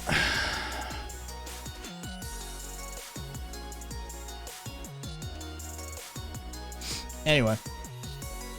Yeah. Let's see what we want to talk about. Oh, look! New documents prove Tennessee County disproportionately jails black children, and it's getting worse. Who would have guessed? I'm shocked. No, really, I am. Anyway. Hey, Dax. What'd you guys get up to? How was your stream? Oh, okay. So. This is, I know, right, Marcus? My favorite, Mean Girl High School in-group drama fighting right now is Alex Jones and Candace Owens versus Donald Trump. Oh, that is amazing. That's amazing. AJ is now threatening to dish dirt on Trump for pushing vaccines. He's saying that he's got something in reserve that is damaging in some form or fashion. Fucking Candace Owens is out there talking shit. Donald Trump, he's fucking old. He's not tech savvy, so he hasn't done his research and he doesn't know what he's talking about. And fuck it, dude. Yeah, exactly, Zippy. Here for it. So here for it. It is amazing to watch this just sort of implode. Circle shooting range. Yep. Yeah. Yeah, and fucking Alex Jones takes on to a fucking emergency Christmas Day stream show saying like, oh, it was amazing. It was amazing.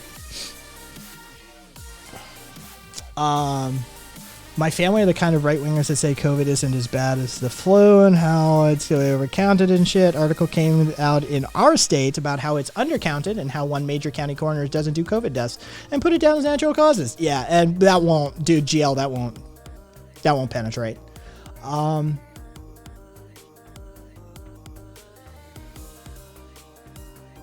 Yeah, fire, yes. Exactly. The CDC quarantine guidelines from 10 days down to 5 fire. That was the capitalists tipping their fucking hand. Dude, that was, you got a good glance at the capitalist cards. Like, you saw the playbook. They couldn't handle 10 days. They couldn't handle 10-day quarantines. They needed the 5-day. They needed to cut that shit in half. I'm telling you right now, a 10-day general strike in this country would break shit. 10 days. That's all it would take. 10-day general strike. I sincerely believe they showed their hand on that one. Yeah, because that was the CDC giving in to pressure, economic pressure. Beautiful. Hey Jay, yeah, because capitalism. Am I reacting to it? No, I'm not gonna fucking show it. So there's a new shit show to watch. Yes. Streamed officially for the first time. Brought you my two last viewers. Oh, Dax. How did your first stream go? What did you do, Dax? Was it everything you dreamed, Dax?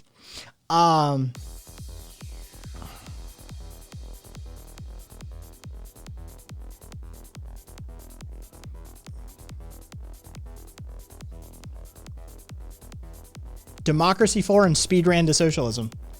All right. Boy. I don't know if you're a boy or not, but I randomly interchange at a girl and at a boy, and I do not care what gender you identify with when I use them. Quite frankly, I will say to random he dudes, like at a girl, like I just randomly pick one at the time. But cis man, all right, well, at a girl, That has I have a friend that has massive trauma from being put into asylum. They never trust medicine again. I don't know what to do with them in COVID. I'm vaccinated. Their boyfriend is too. They wear masks. As long as they're wearing masks, Mosh. I mean, what are you gonna do?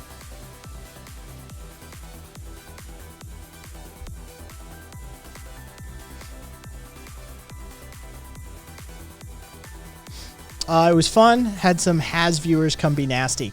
Oh, Dax. It's always fun. Dude, they don't fuck with us. They don't fuck with us. I've interacted with Has before when he first started. I think we reached a sort of like tentative, you leave me alone, I leave you alone situation. Yeah. Early on in his streaming career, we sort of reached that. Cause you mean Kai. Caboose, I am a cis man that has been at a girl by Kai numerous times.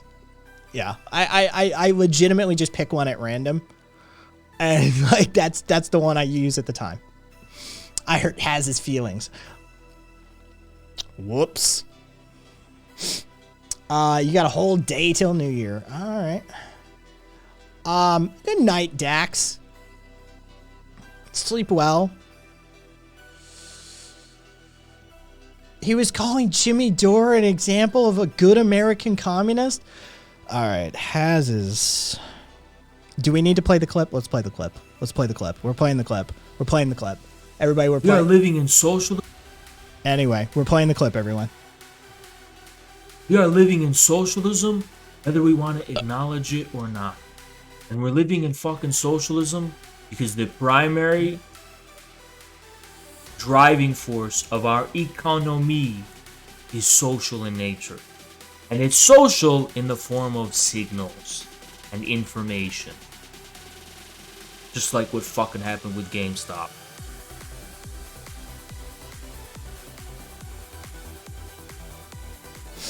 I know, Amorous, right? No, Burger, it's not. He's serious. He's serious. He rolled it back when everybody made fun of him for it. But yeah, no, he was serious when he said it. Yeah, he did. It's intellectual consistency of SpaghettiOs soup. Oh no, I do too, as Exel. I do too. I have sincere concerns about his mental well-being. Yeah. Fun fact, you can use that clip to make philosophy professors cry. And political science professors as well, Marcus. Probably some economics professors too. The three holes conspiracy. Oh God. Yes, for those of you who don't know the three holes conspiracy, Has believes that women have two holes below the belt, and that the third hole is a conspiracy made up by women to make him look stupid.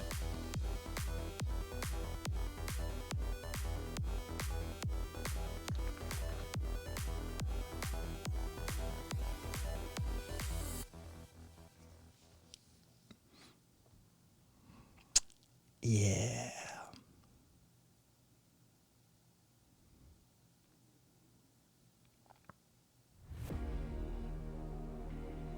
It was.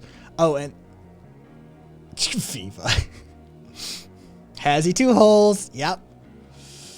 Oh, be over. No, be over. Okay, so for those of you that are defaulted to, because a couple of people, Mammoth and Be Over both went to the pooping. No. There's the vagina, and then there's the butthole. The urethra doesn't. No. Exactly, Be Over. It's the urethra. He thinks you piss out of your pussy. That's what he thinks. He thinks the vaginal canal is responsible for urination. Your resolution is always the urethra. Yep. He yeah. That's the one he was ignorant to. Pussy pee-pee. Anyhow, that's the type of people that surrounds him. Yeah. Incel Nazbols. Yes. Oh, not even necessarily Nazbols, comrade. Dax, fucking unironic Stalinists and Maoists and shit. It's fucking ridiculous. Because he is a Stalinist. Like he's an unironic like Stalinist. It's ridiculous, but yeah. I know all about the feminoids. I never saw one naked, but I know all about it. Amorous, I agree.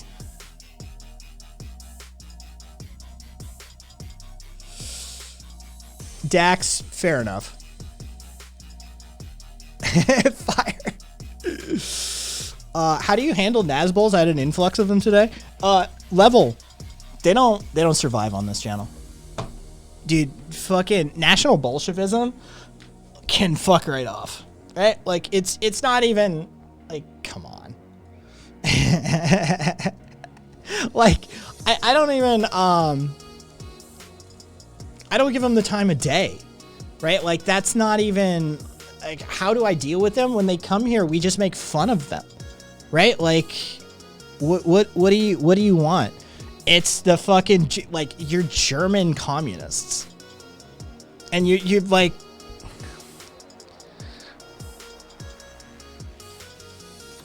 you're basically based out of Prussianism. Right? Like, fucking, it's, what is it? Radical nationalism, which is basically Prussianism, and then the Bolshevism, which existed within the Soviet Union, right? And so you have the sort of like, was it the Karl Otto Patel sort of like merging of this sort of thing, and what was the other guy, Laufenberg, I think. And so yeah, you merge a whole bunch of this shit, and it like you have ultra nationalism plus communism plus Germany. Right? You just make fun of these idiots. You're like, go fucking stam the fatherland somewhere else. Like, that's fucking, it's cringe as shit. It basically ended up combining with neo-Nazi ideology towards the end of the Second World War. And oh, because they're all, dude, Level, none of them. Hey, Level, do you want to come on the air and just have a conversation? Offer's always out there, Level. Jump into voice chat, Level. We can just talk. Dax, sleep well. Thanks for the raid. Vaterland, my secret code word. Yeah, I'll bring you on air. Just jump into voice chat, Level, and we can talk about it. Yeah, and they, Jay, it is yet to be proven. Because none of them believe in any Western medicine. They don't even believe in Mendelian genetics, for fuck's sake. They all believe in that other bullshit. Richard Spencer's ex translated Dugan into English. Doesn't surprise me. Some fourth positional shit for Spencer. Yeah. So.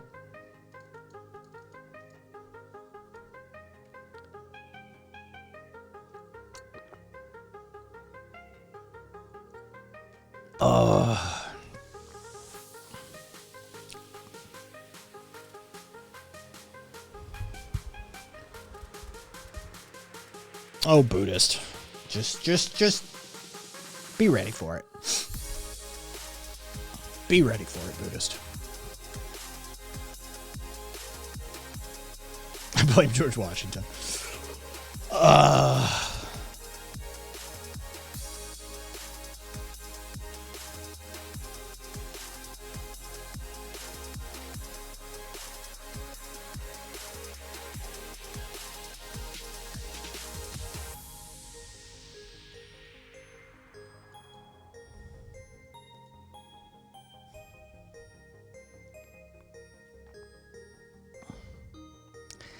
Rumble, I don't even understand how the fucking Nazbols have any influence. Like, I legitimately don't even understand that. Like,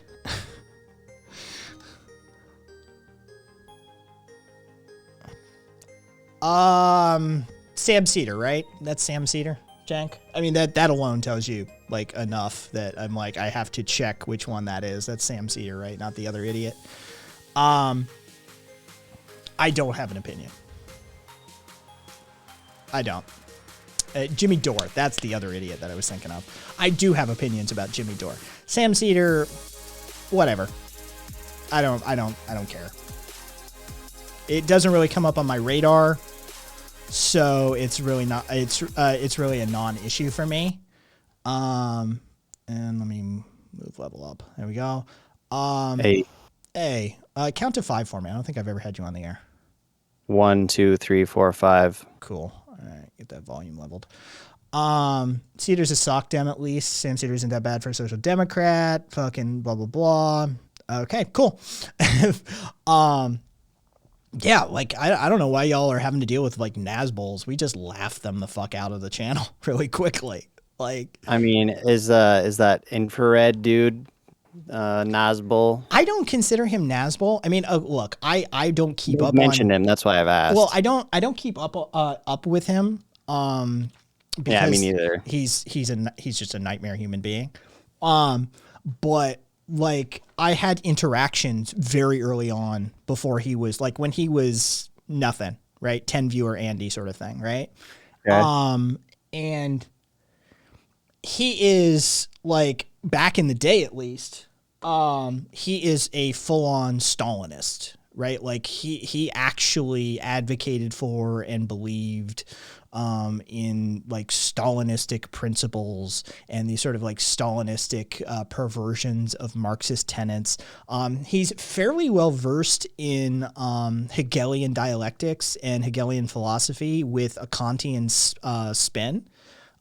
He can sit down and discuss Kant. He can sit down and discuss Hegel to a decent extent. When he's not, do they functionally wind up being the same thing as a Nazbol? Like no, which is weird. No, they don't. So that's sort of. Does it even matter though? Like, do I even need to know, or can I just be like, all the infrared people and the Nazbol people? I don't need to. Oh, if they're an unironic fucking infrared stan, you just write them off. That makes sense. They weren't. I mean, one of them has Nazbol in their name though, and I'm just like, okay, so you're saying you're a Nazbol, and I mean, the main thing that they advocated for was nationalism and stuff, and I would ask them about other specific things. The only problem I have is like I can ask them any question in the world, but they can just say whatever the fuck they want. Why would you call yourself Nazbol is my main question. Like, what is the benefit of that label? It just kind of seems like you're associating yourself with some pretty sketchy shit. I have actually come across somebody who advocated for. Do I still have the fucking document? I do. Okay, so I had somebody come through here and literally start talking about Imperium by Varange. So like, actually, last name is Yaki or some shit like that. But Varange was the fucking nom de plume. And so yeah, like it's sort of like Imperium is sort of a fascist Nazbol fucking founding document of sorts.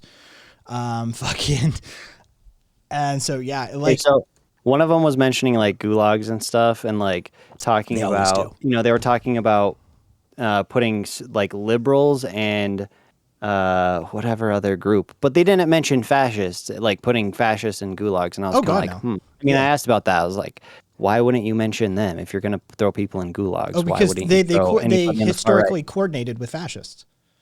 Right. Yeah. Because they see them as useful. I mean, that's what I read, is that like the original, some of the original Nazbols, like in Germany, there's the one Otto Patel or whatever. Is that how you say that? Yeah. Karl Otto Patel, I believe, was the guy's name. Yeah. Yeah. And I was reading about how they saw the like somewhat revolutionary or revolutionary coded or whatever right-wing movement within the the Nazis as useful to them to some extent. But I mean, ultimately they allied with them, and are they really that much different? Like, should we consider them different? Does it even matter? No, it doesn't. It doesn't. Ideologically, it doesn't matter to an anarchist. A Nazbol and a fascist, it really doesn't matter, because at the end of the day, an anarchist just sits back and goes, they're all authoritarian.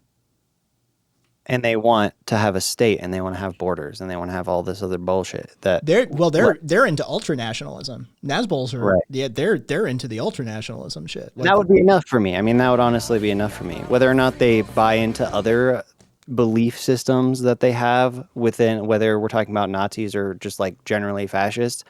I mean, even if you're just ultranationalist, that's going to in my thought, lead to it just by the nature of like that type of ideology. It's going to lead to other belief systems. Jank, sleep well, and thanks for the follow.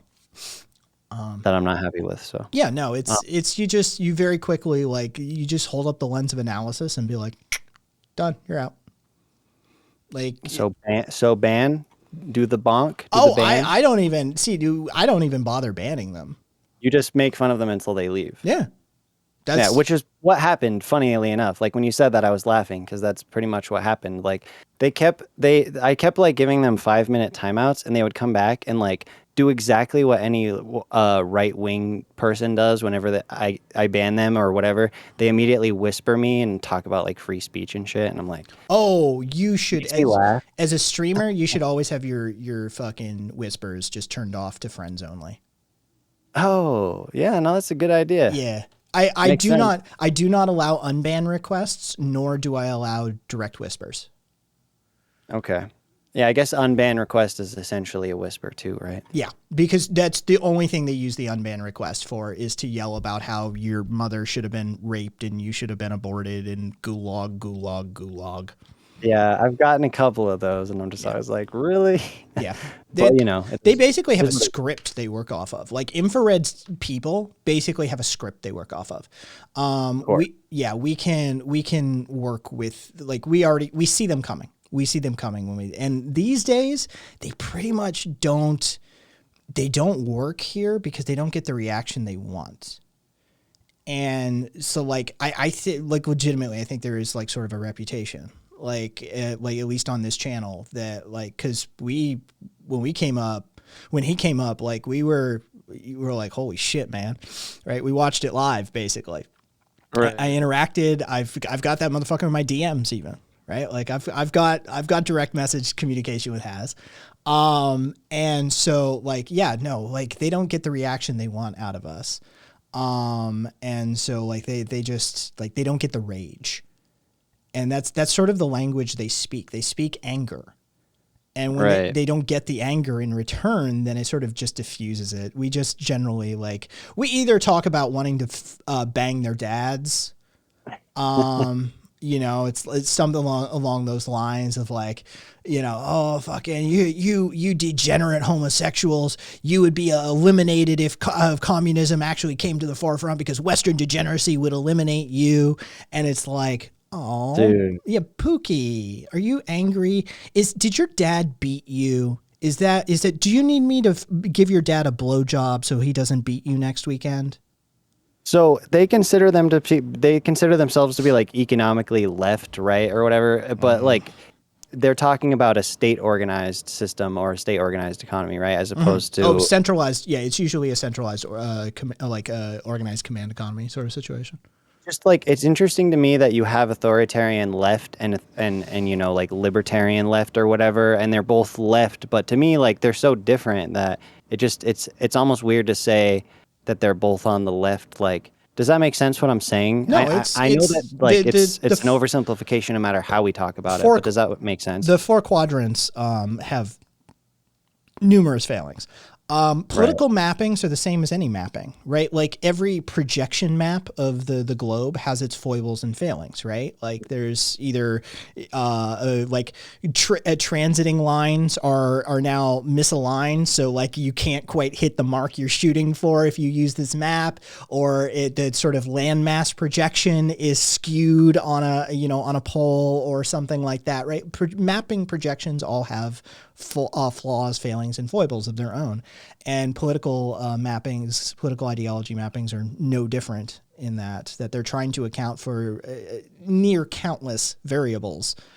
And when you from person to person and like things that are so complex, because we're not just talking about like the economy or how authoritarian or not authoritarian a government is. We're talking about like the core of, human psychology basically, and all of those things combined. When we're talking about like people's political alignments or whatever, it's always going to be an oversimplification no matter how you map it, right? Yeah.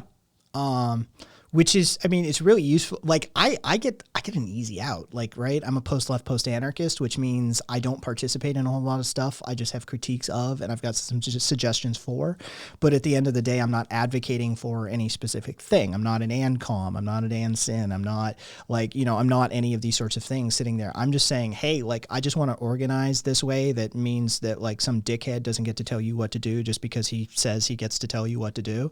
And beyond that, like, well, let's just shake it out and see what happens, right? Like some of the critiques are capitalism bad, authoritarianism bad, hierarchies super abusable, but at the end of the day, let's sit down and have the conversation, right? Like it's sort of just a constructive position to be in, and rather than like planting your flag somewhere that you have to defend, it allows me a certain freedom to move around and be like, you know what?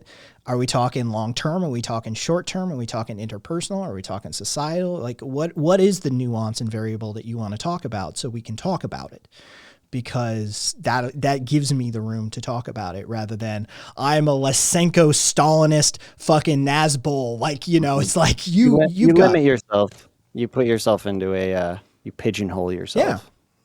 So yeah, like you just immediately like you draw lines around yourself. You're like, that's the ground you have to defend now, homie. And I'm going to come at you with a lot of shit. Like, so like, yeah. It just, I think that's sort of the wise position to be in, right? Life is dynamic.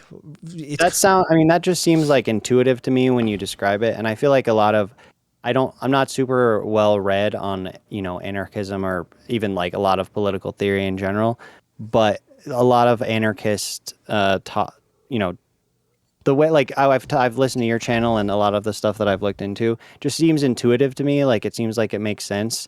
And I think part of that is because ultimately, like out of all of those potential political ideals and the different sides of them, the one that generally is probably the most important to me is like anti-authoritarian or anti-hierarchy or because I feel like even to some extent those labels that we're talking about are a representation of that. They're limiting, and so they are creating like to some extent a system of control. If you know that limits you and puts you into a place where you can't just like. I'm reminded consider things. I'm reminded of Alan Watts's statement on Western education. And how he said it's basically like salting meat. We have to salt the meat to preserve it. But then before you consume it, before it's functional, you have to rinse all the salt out, right? Like education is sort of that process. And so labels are part of that process, right? Reductive, exclusionary methodologies are a part of those processes. Have a utility in that sense. There's use there and they're necessary. But also there comes a moment when you learn to transcend them. And it's not like you leave them behind permanently. It's just, you know, when to set it down for a second and then pick it back up and set it down and pick it back up and set it down, that sort of thing. Like there's times when the labels are useful and there's times when the labels aren't. And part of the growing educational process with involving those labels, involving the ideologies and involving understanding them, comes the knowledge of when the label becomes useful and when the label is counterproductive. Most people don't have that level of education, though. Right. Or even just like, I mean, I don't know if I would want to use the word emotional maturity, but there's probably things in that vein that we could consider. It's like, I think sometimes about like the term evolution of consciousness, but that also seems like wooey to me. So I don't really, but it's something like that. I don't know, like, in terms of being able to, like you said, transcend the labels or even other social constructs that we have in place that limit us. And yes, and I'm fine with woo shit, right? Like I'm fine going there. But like most people don't have the groundwork, right? Like you don't get to put the grand spire on the cathedral if you didn't lay the fucking foundation properly first, right? Like that's just the way it works. So like that's when people come in here and we have these sorts of engagements and they start like ranting about shit, right? If they're pro-capitalism, I ask them about Smithian economics. Do you understand the foundations of capitalism? Do you understand like the literal father of capitalism's opinions on capitalism, right? If they're hyper-conservative, like social and fiscal conservatism, it's like, do you understand the Burkean roots of conservatism? Do you understand that you're essentially a monarch? You're a monarchism, right? Like you're a monarchist, right? If they start spouting off about, you know, fucking ML shit, that sort of territory. We had one last week, which I still question whether he was an actual ML, right? I busted out the fucking tome of Marx, and it's like, all right, let's discuss this. What page, what volume, what document should we start on? Let's go through it. You teach me, right? And he immediately starts pivoting, and he can't discuss any of it at depth because he's never consumed it at depth. So like that's in, you know, people who have criticism about anarchism is fucking antiquated. Anarchism is fucking chaos. Anarchism doesn't make sense. It fucking would never work. It's like, what do you know about anarchism? And then inevitably, inexorably, like the fucking sands of time, you find out that they know absolutely nothing about anarchism. And so like that's sort of the foundational issue with a lot of our discussion in society, is that people don't know shit. They don't know anything. Oh, for sure. I mean, I totally agree with you on that. I think I was going to mention this in chat one time, but I didn't want to like ramble on in chat. But now that I'm talking to you about it, I'll bring it up. I think that one of the reasons why anarchism has felt intuitive to me is because, I mean, I had a mixture of public school and homeschool, but I was homeschooled for a long time. And I think that my mom was like basically a Christian anarchist, but I didn't know it. Like, but now that I've learned more about it, I've started to like kind of realize that some of the things that she was instilling in me and my siblings were kind of, you know, anarchist in nature. So I don't know, it's kind of interesting. And that's why I brought up or asked you about education the other day, just because of, and you brought up the concept of the education system being based on the Prussian, you know, the Prussian model, which I was like, oh my God, you're the first person I've heard talk about this. But I was curious where like you know, where you first heard about that, because I read about it from John Taylor Gatto or whatever, but I also looked into him and he was like, seemed like he was kind of like a right libertarian type person, so I was kind of like, I didn't know how credible it was. Well, he is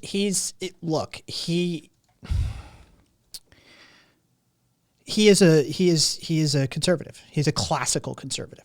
Right. He's not an alt-right. He's not a new school conservative. He is like Conservative Party of New York, 1980 something. But not conservative and then supports all of, kind of calls himself conservative and then supports all the authoritarian. No, he's very much, he's recipient of awards from numerous like libertarian and leftist organizations. His for like 30 years or something. Yeah. Like, his open source learning methodologies that he has advocated for over the years and contributed to and been a part of, like kicking that in the ass and moving it forward, right?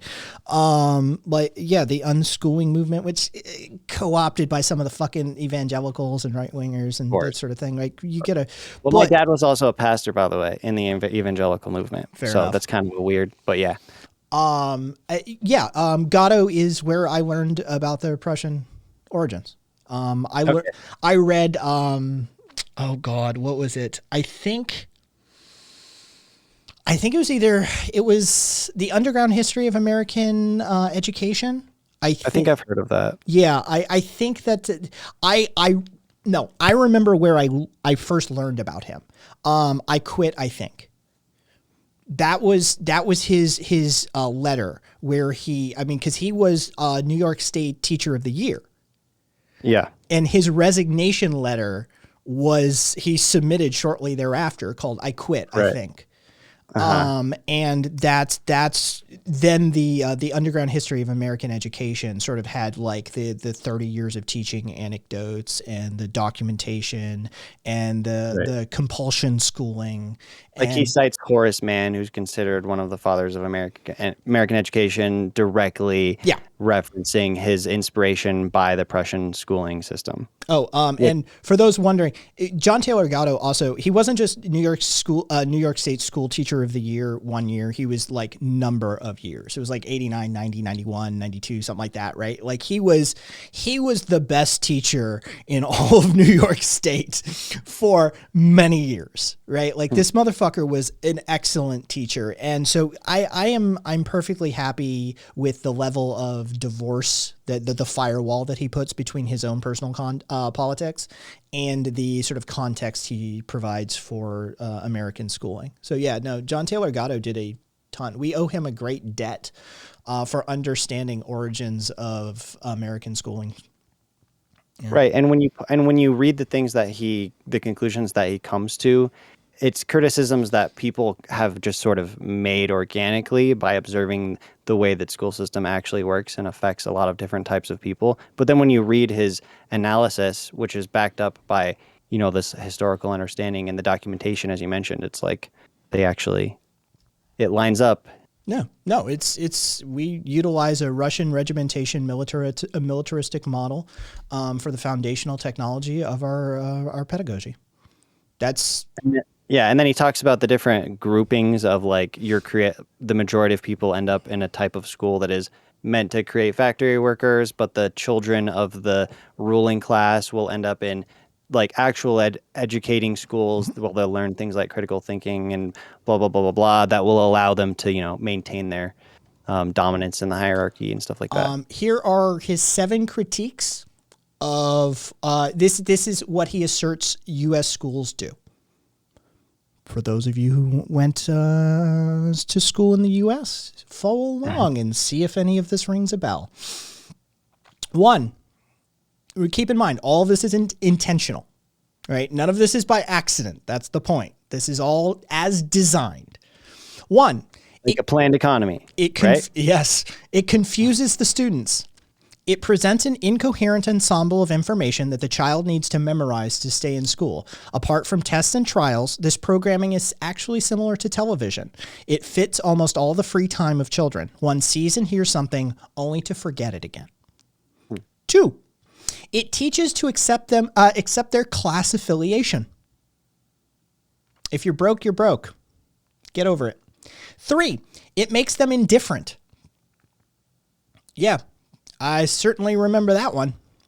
4, on the class affiliation thing too, I just want to mention, like, especially the way our schools are funded and the fact that like you're less likely to even associate with people outside of your class. You will even be segregated by class in terms of the school that you go to. Yep. Anyways. 4, it makes them emotionally dependent. 5, it makes them intellectually dependent. 6, it teaches them a kind of self-confidence that requires constant confirmation by experts, aka provisional self-esteem. And 7, it makes it clear to them they cannot hide because they will always be supervised. It's so insidious. Like, especially, I don't know, it seems like there would be more, I guess there probably are. Is there anybody as prominent as him that has made these same critiques or backed them up? Like, I feel like it should be that way, but I don't find a lot of people who talk about it in the same way that he does. There's not many people with his credentials that have dared do this level of takedown. Keep in mind, like, this motherfucker is University of Cal Berkeley, Reed, University of Pennsylvania, Cornell University. Right? Like, his education, like John Taylor Gatto's education is kind of the best education you can get. Right? Like, it is top tier education. And then he's top tier teacher. Right? Like, this is like Usain Bolt coming out telling us, all the running is fake, right? Yeah. Right. If the dude on the street said the running at the Olympics was fake, you'd be like, yeah, that's some crazy guy on the street. If Usain Bolt comes out and says the running is fake, everybody takes a moment and goes, I'm going to need you to tell me more. Yeah. And that's what John Taylor Gatto did, is he put down to 2 books. It was Dumbing Us Down and then the Underground History of the American Education. That he put it to text. Like, here's the history they don't teach you. He did some Howard Zinn shit, right? Like this is some Howard Zinn shit. Like this is like, you know, there's like an alternate history that they didn't teach you. Yeah, so I think I watched, it was basically like a YouTube series, and it was somebody discussing each of the chapters of his book, and it was pretty, you know, it was pretty long and in-depth, and that's where I was exposed to it. And then I tried to look it up somewhat recently, and I couldn't find it anymore, which isn't surprising, because like, it seems like that happens a lot on YouTube these days. They've prioritized corporate media, and of course they have, but so I remember reading like critiques of his, and that's why I was kind of thinking, you know, is this really credible? But it's good to hear it from you and like, you know, hear the details of his education and stuff like that. I mean, it just stood out to me as something that I was very much interested in from the get-go, because I'm passionate about education, for one, because I was homeschooled by, you know, someone with, I guess I could say, maybe anarchist tendencies. And I also spent time in the public education system. And now I actually teach like sound design and audio engineering at a college. So like I've incorporated a lot of my, I don't know, like I just have a very different outlook on the way I teach than a lot of other teachers. And my students generally always tell me that they love my classes. So I don't know, but like, yeah, I mean, it stood out. Like, it really stood out. So it's good to know. I actually need to read his books now, though, now that I... So like Wade Carpenter teaches at Berry College, so liberal arts. And like he this was his comment as a professor, as somebody who practices pedagogy, right? This was his comment about Gatto. His books are scathing, one-sided, and hyperbolic, but not inaccurate. I am in agreement with Gatto. Right? Like that's an interesting critique, right? Like it's one-sided, it's hyperbolic, but it's accurate. And I agree with him. Yeah. Right? I mean, I could see how, like, if you were to add to it and make it less one-sided, one of the things that I try to consider is that generally teachers, I mean, I think that the actual educators within the system are just as unaware of it oftentimes as, you know, the students. Obviously, probably. I mean, more aware of it. But. In defense of Gatto, right? To critique the critique, right? Of course, it's one-sided. He's literally saying your entire life you've been taught this one side to this argument. Here, I'm going to give you the other for the first time in your life. It is intentionally leaving out the other shit. It's okay that it's one-sided. Yeah, it's hyperbolic because he has to get the point across, because chances are you're part of the 54%. We're a big fan of the 54% number. The Department of Education of the United States of America just released an updated statistic. 54% of American adults read at below a 6th grade level. So 5th grade down. I heard you talking about this. Age 10 or younger. 54%. And how many people are directly illiterate, like can't even read at all? Isn't it like 20? Approximately 25% of American public is functionally illiterate. Yeah. So crazy. And and we wonder why we get Nosballs in the chat. Because there's a specific reason why. On Gatto's website, it was called Extending Childhood. All right, congratulations, Yell. I hope you find it again. It's bad. It's bad. It's bad here. We are backcountry, and like that's the whole point of my like 10 poles essay, right? Like the first 10 pole is the poverty of philosophy. You are denied the tools. You are intentionally denied the tools of analysis that would otherwise provide you insight, provide you an escape mechanism, provide you some tool or methodology for analyzing this, how you're getting fucked, who's fucking you, how are they fucking you, right? Like you were denied that from day one. Unless you went to one of those upper crust schools, in which case they gave you all of those tools. In some ways, it seems insurmountable too, because of the fact that it's been over a course of generations and decades. Like you can take away those tools, and you can craft an education system that will produce this outcome over a period of time. But I mean, over that period of time, when you're at the point we're at now, it's like, how do you reverse course on that? We're so far, like it's so ingrained now that what do you even do? And that's the thing that was chilling, I think, about the concept of it being based on the Prussian model, because we know what the Prussian schooling model preceded, which was the rise of Nazism, and extreme fascism, or the Reichs of the German Empire. So like, I don't know. That's why one of the reasons why it's like kind of doomery, but I don't really know, again, what the best way to reverse course is on it is, or if you don't, or if you just become post-leftist, what, Kai? I'm a post-left, post-anarchist. Post-left, post-anarchist, post-gang and rise up. you just critique from the sideline and talk about how you feed off the souls of the people who come to Las Vegas and then lose their what were you saying yesterday? I was laughing at that. Oh, yeah, I had a professor from Las Vegas, and like when you said it just reminded me of something he would say. Yeah, this place is a fucking nightmare hellscape. This is Ancapistan, actually given form. Yeah, like this is what it looks like. It's absolutely bizarre as shit.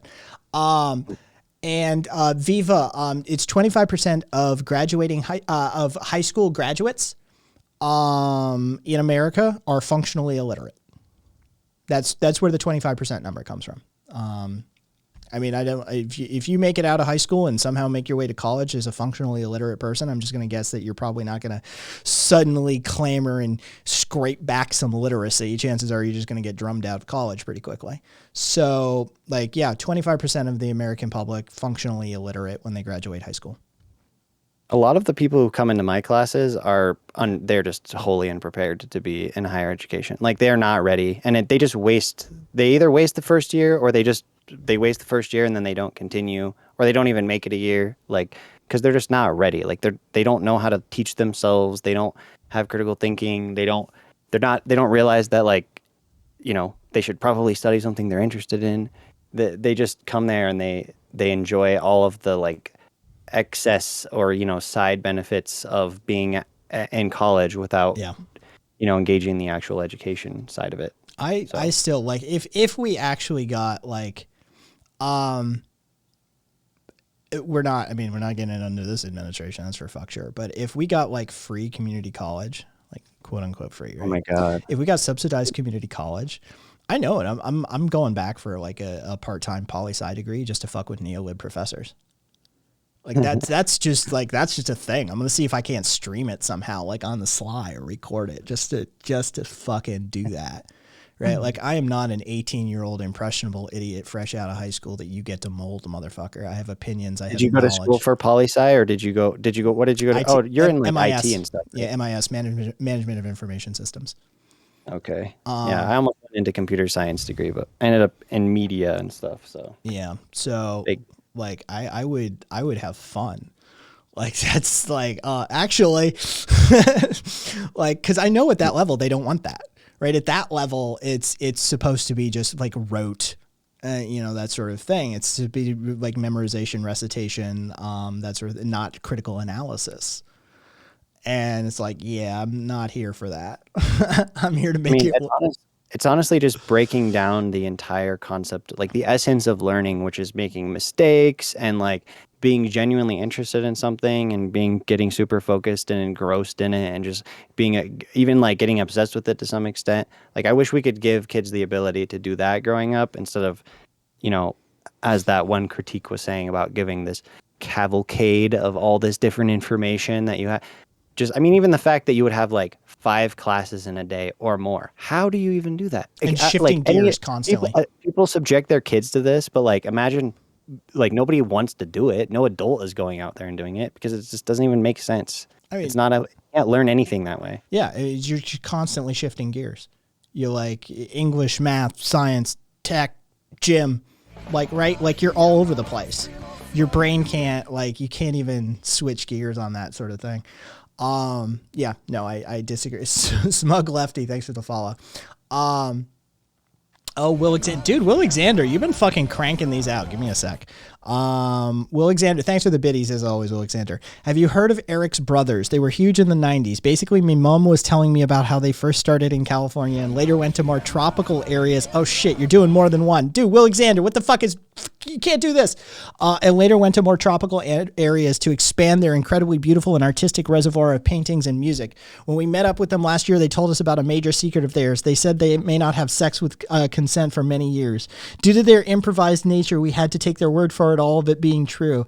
It's been a really tough ride, understanding the details of what they were saying. Basically, what it comes down to is practices like eating well, moving, sleeping on a hard surface, taking medium temperature showers, and avoiding irritating substances, according to the brothers.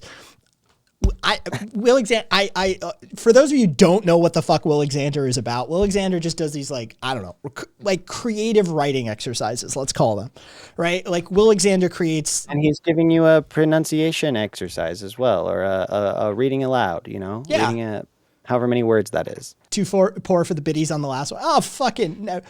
Wait. And my mom said one of them had really good hair and she wanted to screw his brains out. But of course, the brothers would not be interested. They're touring right now to get trying to get a certain kind of speaker. Do you guys know anything about that? I believe that speaker speaks a lot on post-anarchism, prostatic hormone injections, pedagogy, the perks of being French, etc. So I was wondering if it could be Hit Proudly Radical from Twitch. Premature Happy New Year to that guy either way. Will Alexander, I've lauded enough accolades on you over the time period you've been doing. Strong finish there, Will Alexander. Yeah, I love what you do. I hope other channels that you do this on appreciates what you do. And if you're only doing it on this channel, I most assuredly appreciate it.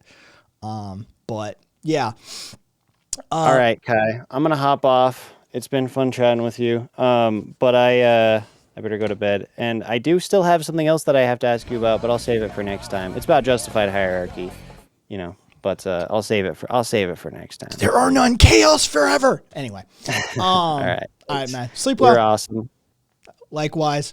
Keep fighting the good fight, man. Catch you later. All right. Peace out. Paying it forward for Will Alexander. Oh, thank you for the biddy, Sunrays. Jesus Christ. All right. I don't know. It was a little loud in my ear. All right. So German literacy rate is 99%.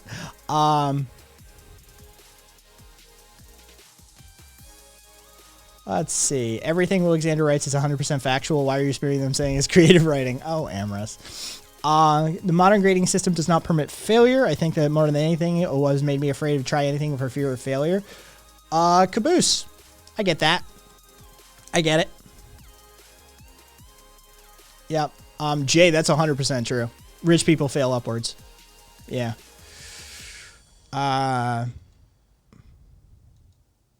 Yes. 100% Will Alexander. That's me. That's me. Kind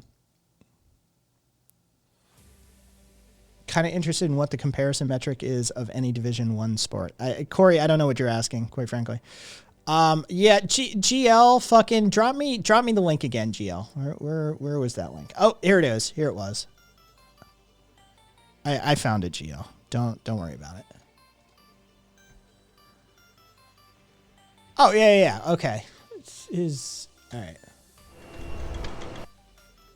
All right, let's do it.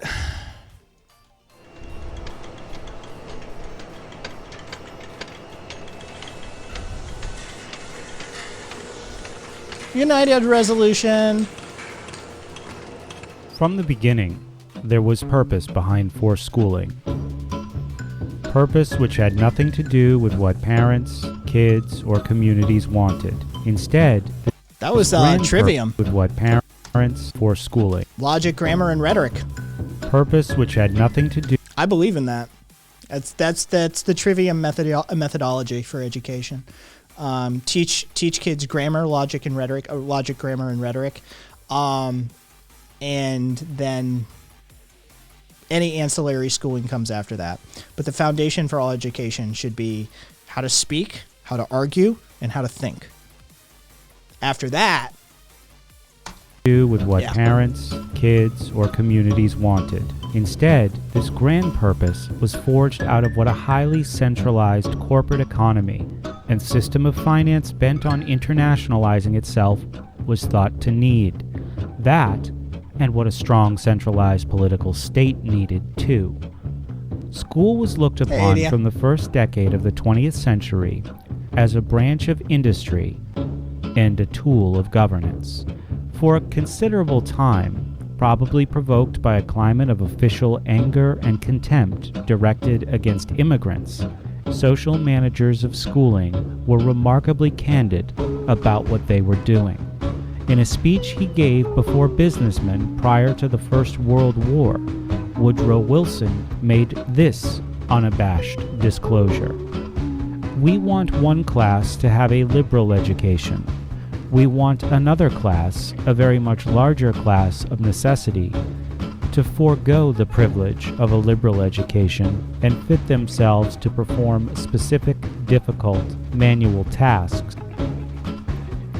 By 1917, the major administrative jobs in American schooling were under the control of a group referred to in the press of that day as the Education Trust. The first meeting of this trust included representatives of Rockefeller, Carnegie, Harvard, Stanford, the University of Chicago, and the National Education Association. The chief end, wrote Benjamin Kidd in 1918, was to, quote, impose on the young the ideal of subordination. At first, the primary target was the tradition of independent livelihoods in America. Unless Yankee entrepreneurialism could be extinguished, at least among the common population, the immense capital investments that mass production industry required for equipment weren't conceivably justifiable. Students were to learn to think of themselves as employees, competing for the favor of management, not as Franklin or Edison had once regarded themselves, as self-determined free agents. Only by a massive psychological campaign could the menace of overproduction in America be Yes, Ocean Spray is a growers cooperative, not a workers cooperative, not a customer cooperative. It is a growers cooperative. So under a growers cooperative, you could have numerous problematic hierarchies at the like individual grower level, like how they treat their workers, et cetera, et cetera. But Ocean Spray itself is then comprised of the various agricultural growers of, I think, cranberries and grapefruit make up their primary members. But they have hundreds of members across the country. The cooperative itself employs people as well. So they're you know, that... contained. That's what important men and academics called it. The ability of Americans to think as independent producers had to be curtailed. Certain writings of Alexander Inglis carry a hint of schooling's role in this ultimately successful project to curb the tendency of little people to compete with big companies. From 1880 to 1930, overproduction became a controlling metaphor among the managerial classes, and this idea would have a profound influence on the development of mass schooling. I know how difficult it is for most of us who mow our lawns and walk our dogs to comprehend that long-range social engineering even exists, let alone that it began to dominate compulsion schooling nearly a century ago. Yet, the 1934 edition of Elwood P. Cubberley's Public Education in the United States is explicit about what happened and why. It has come to be desirable that children should not engage in productive labor. On the contrary, all recent thinking is opposed to their doing so.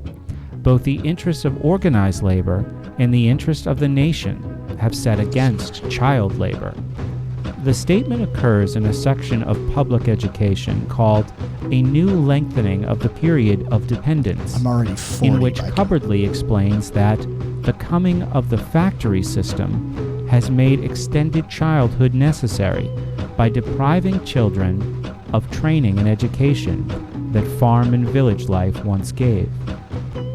With the breakdown of home and village industries, the passing of chores, and the extinction of the apprenticeship system by large-scale production with its extreme division of labor, an army of workers has arisen, said Coverley, who know nothing.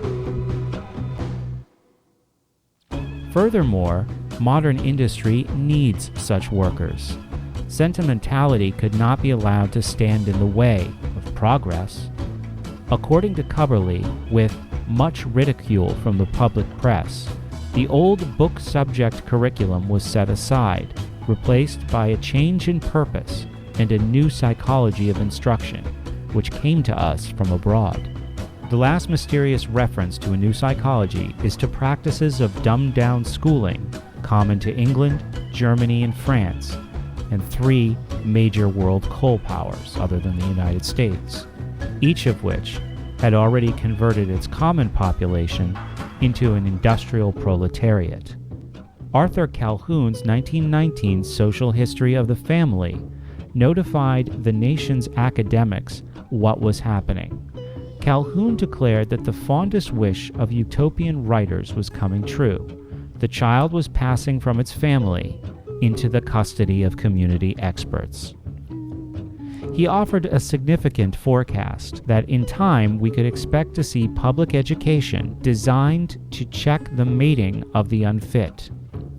3 years later, Mayor John F. Hylan of New York said in a public speech that the schools had been seized as an octopus would seize prey by an invisible government.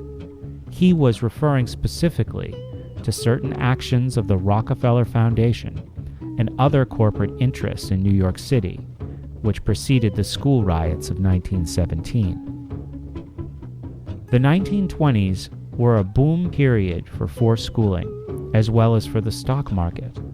In 1928, a well-regarded volume called A Social Psychology of Education claimed, "It is the business of teachers to run not merely the schools but the world."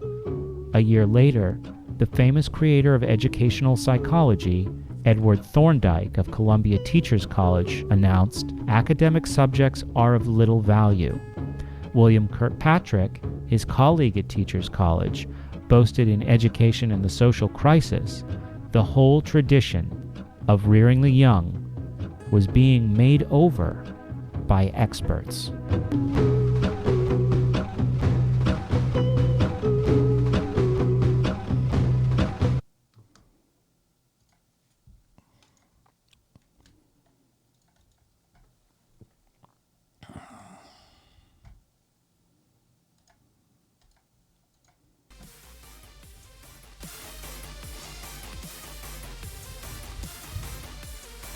I mean, yeah. I don't know what. Let me just get you the link.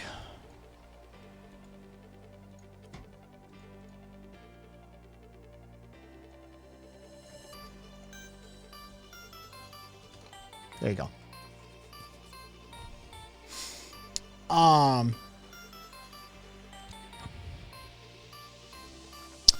Biking Cat has had too many beers tonight, so we're just going to time him out. And if he continues to misbehave, we're just going to ban him from the channel, and that will be a perma ban. So,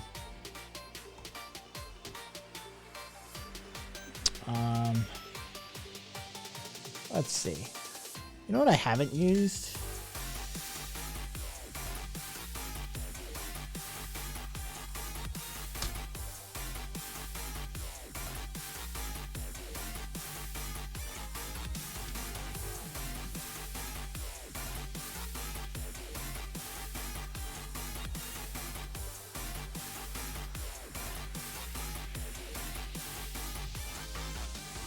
There. I just got to use the timeout feature on Discord because they rolled out a new timeout feature.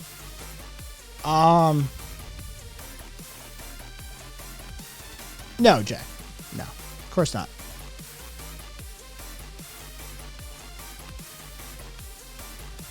But yeah.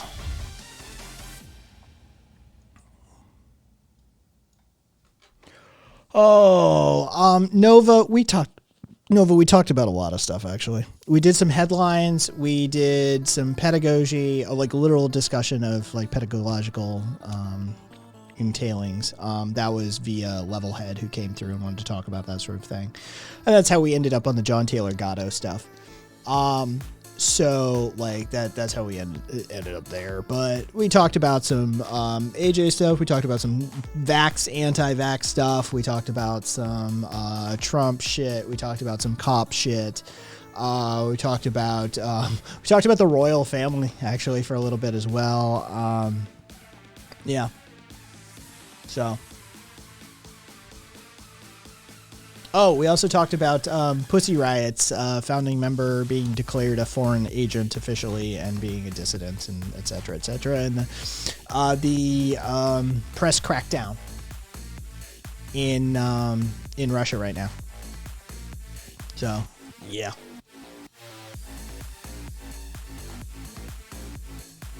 Oh, I wanted to show this just for shits and giggles.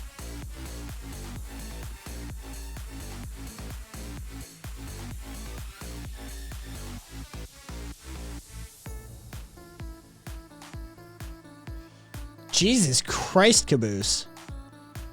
I mean, could be worse.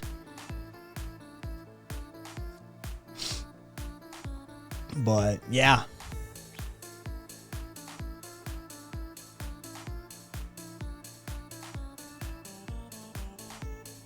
California, Amorous. California. It's Pacific Gas and Electric, PGE.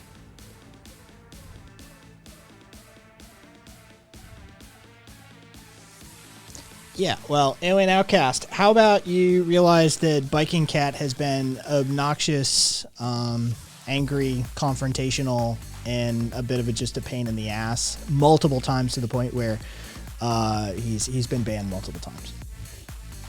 Right? Like this isn't somebody who we're like, oh well, maybe they're having a bad day. He's a problem. He's a problem. So. It's extraordinarily difficult to get a ban on this channel. You usually have to violate terms of service. I'm literally known around left Twitch for putting up with shit like neo-Nazis and sort of that sort of stuff. Oh, hey, speaking of a ban evasion bad actor, it's Newman Leary. Our resident ethno-statist white nationalist fucking idiot that never learns his lesson.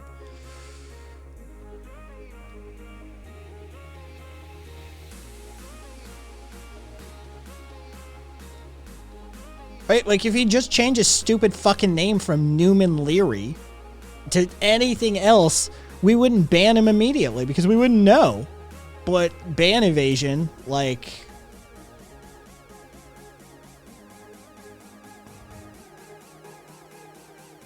Is that? Yeah, I think it is. It is. Yeah, it is the fourth account, Viva. Yeah. Sippy.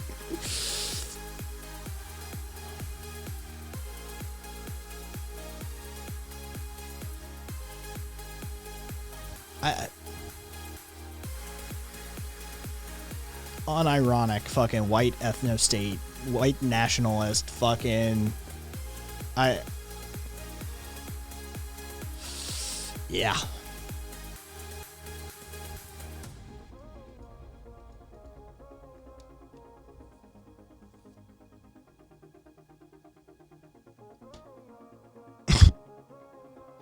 Nashiao. It's something. Oh, and Jay, your question. The farmers are the cooperative members. So the growers are the cooperative members, not of Ocean Spray, not the employees of the growers. So if a grower is a small farmer and it's just like him and his wife and his kids or whatever the fuck, then yeah, they're an Ocean Spray Cooperative member. But if the farmer is a larger farm and they've got like immigrant labor or any sort of like low cost, low paid labor involved, those people are not members of the Ocean Spray Cooperative. The farm is, the grower is, not necessarily the employees of that grower. So that's where some of the potentials for abuse can exist.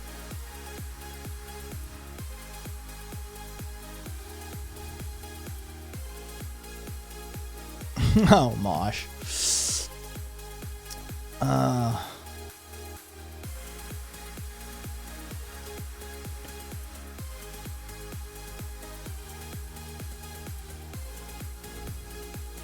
Yes, Jay, it is. California is the world's 5th, 6th, or 7th largest economy, depending on what year it is.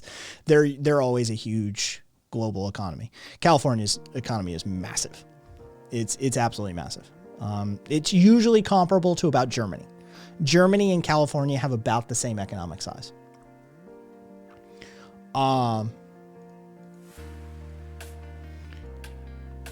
Everybody see that crazy bitch that believes in Jewish space lasers now wants to ban Democrats from voting? Here's brainwashed people who move from California and New York need a cooling off period. They shouldn't be able to vote for a period of time. They also should have to pay a tax for their sins. Quote, pay a tax for their sins. So yeah, she wants to like charge people for being from California or New York. Also, she wants them to not be able to vote after they move somewhere else. You know, from the same bitch that believes in Jewish space lasers.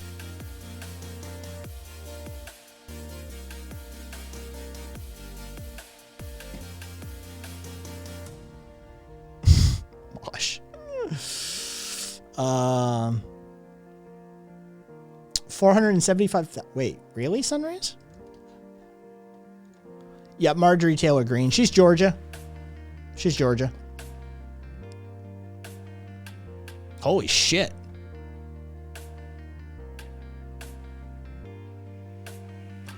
$356. Oh, wow. Yeah.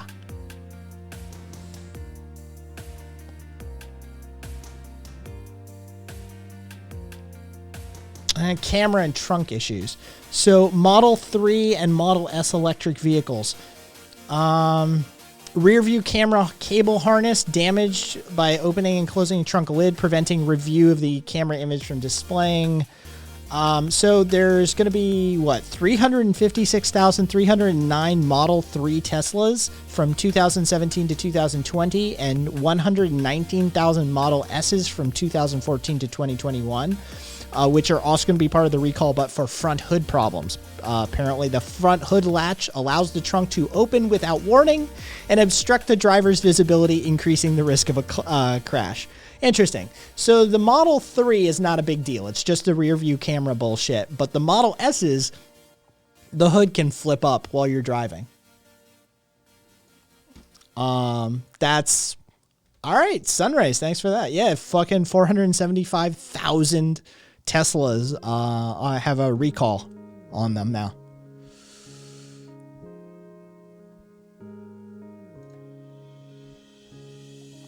Looks like Marcus just spent 30,000 points to time out Alien Outcast. Joe is dealing with some stuff. Jay. Joe is dealing with some stuff. Joe is not around right now, but he's alive. I'm in touch. He emails me.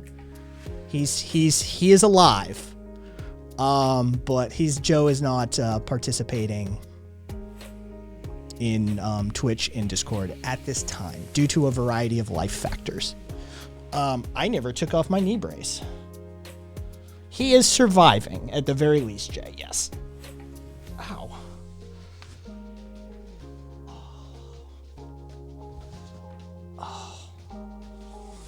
Knee brace. Duly noted, Viva. Oh, probably Zippy. Just to cover the fact that fucking whoop.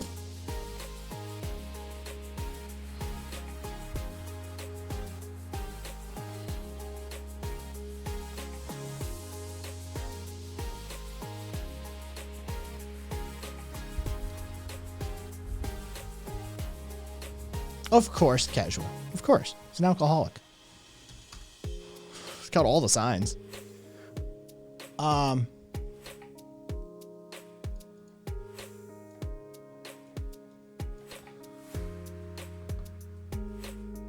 Oops. If you're an American living abroad, please tell me why you would never go back. Because I don't have to worry about affording my health insurance. Because my kids can go outside and play without me having to worry because the crime rates are so much lower. Public transportation. 30 plus vacation days a year. So much paid paternal leave. Because my son is now bilingual and working on becoming trilingual. Because I'll save $100,000 in my son's paid university tuition. Because I no longer have to worry about my own student loans. Because even though I live in the most religious state, I'm not shamed for being atheist. Because I can actually afford daycare. Because my kids don't have to worry about being unalived at school. And because my taxes actually go towards helping other families. Please.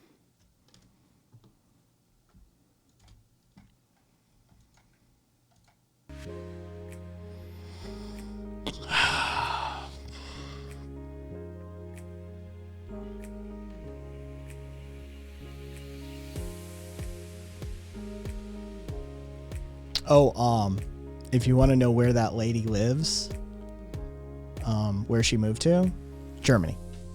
The one responding to the prompt, German. She's living in Germany. Yeah.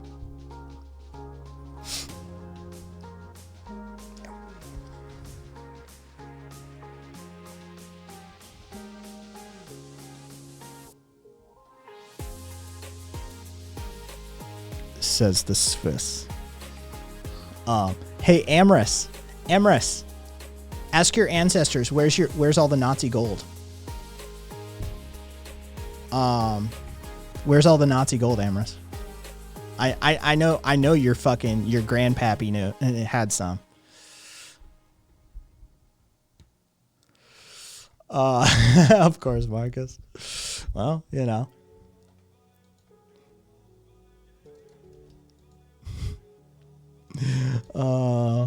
Argentina. I know, right? Oh.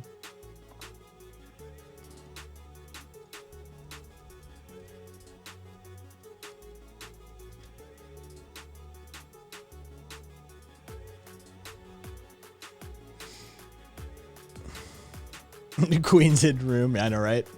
Catholic secret, the Vatican secret archives.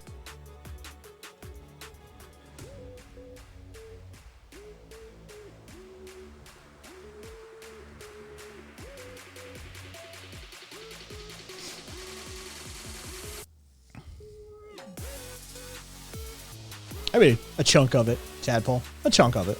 Yeah. A bit of it made its way our direction, for sure. Oh, Sunrays, I have long said that, like, you don't even have to let me out. You can kill me. If you let me in the Vatican secret archive, I'm just going to run around touching shit. Right? Like, I'm going to sit down and read something eventually, but, like, if I can, God knows, so many dead languages, I just want to run around and touch shit. Oh my God, that's like 2,000 years old. Like, oh my God. You're right. Like, you don't even have to let me out. Just let me in. Yeah. Oh, Zippy. Actually, I could refill my glass too while I'm at it. All right.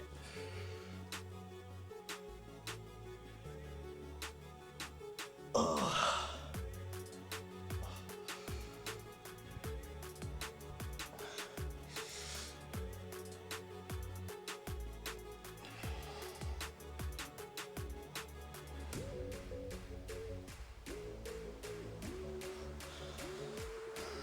Okay.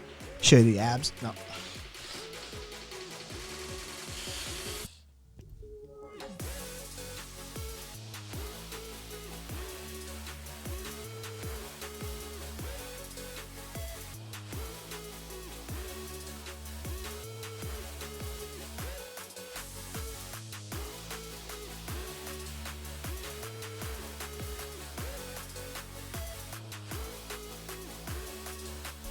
Yep. Yeah.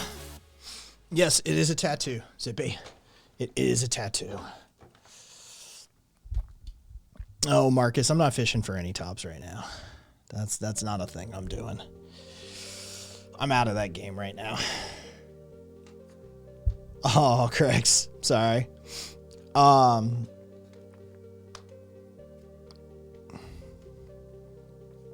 Why did I ruin the body God gave me? Because the body God gave me is a piece of shit that needs fucking overhauling. Fuck God. God's got a lot to answer for. But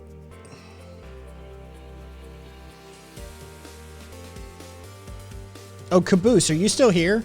Caboose. Caboose. If you're still here, Caboose, I've got a meme for you.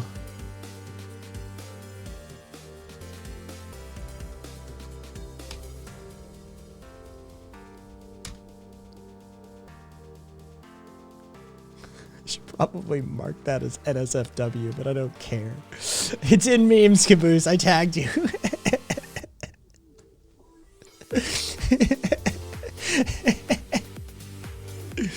I don't know, Jack.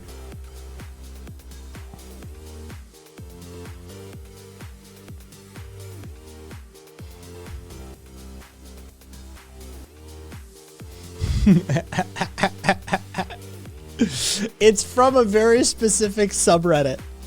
It's from a very specific subreddit that I made Caboose aware of. Oh.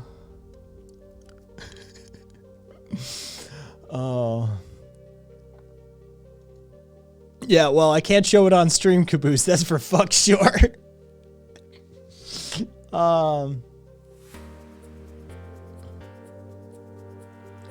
There's an unironic tattoo-free site in Germany, and just all the heavily tattooed people bought their t-shirts. It was right. Yeah, that's what you do. That's what you fucking do.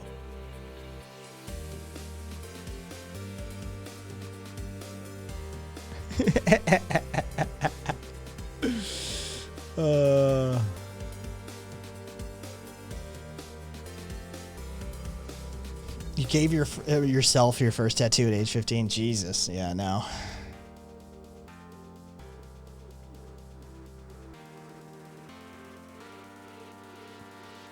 Biking. I'm almost 40. How old are you? You wore an anarchy sign before I was born. So like pre-80s? So back in the 70s you wore an anarchy sign, Biking? How old are you, Biking?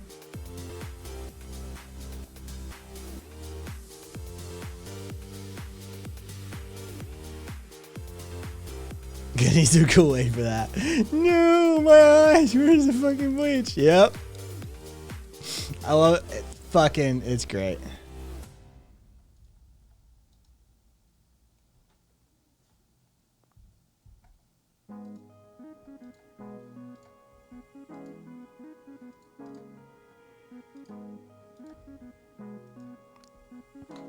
Yes, just yes. No answer. I've spoken to you on the line. You don't sound that old. I don't believe it. Press X to doubt. Fake news. Biking. Why are you lying, Biking?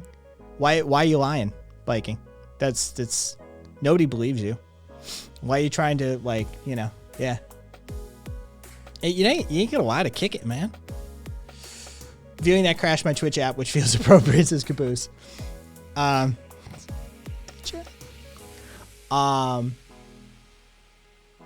He only looks at like when he's had enough of your shit. Yeah, basically. When I'm tired and fucking full, just full up of this bullshit.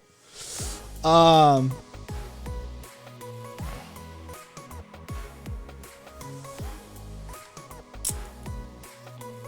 I can't show that. I wish I could though. That was technically yesterday now. Oh, good luck, Sunrays. Good luck. Who was it? I meant to look into this. Oh, it was Kyoto. Kyoto University lost 77 terabytes of research data due to an error in the backup system of its HP supercomputer. Between December 14th and 16th, it resulted in 34 million files from 14 research groups being wiped from the system and the backup file. After investigating the loss, the university concluded the work of 4 of the affected groups cannot be restored. Yeah,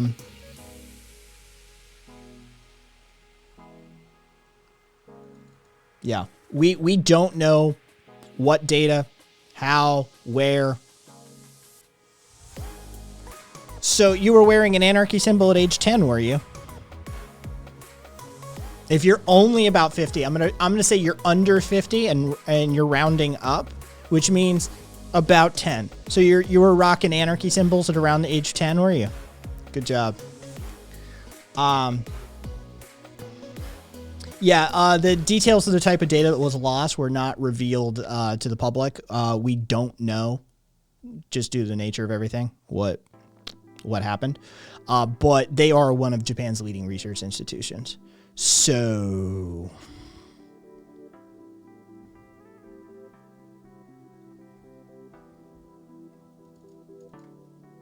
yeah, it's like, as far as like chemistry, yeah, again, I don't believe you, Biking. I don't believe anything you're saying. You're drunk.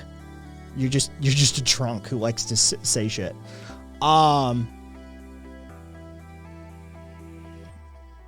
They're the 4th ranked chemistry or university on the globe, right? As far as chemistry rankings go,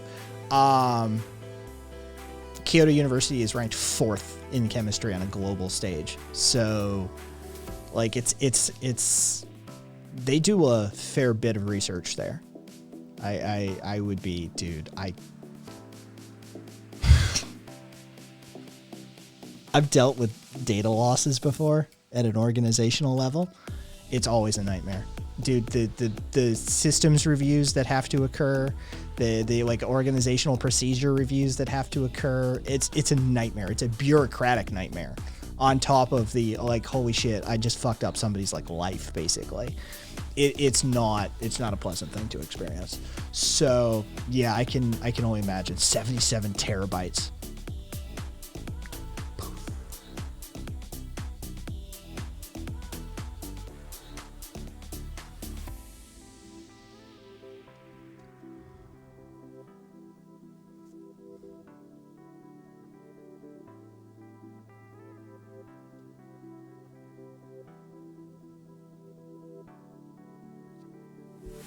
Biking, why are you rambling drunkenly?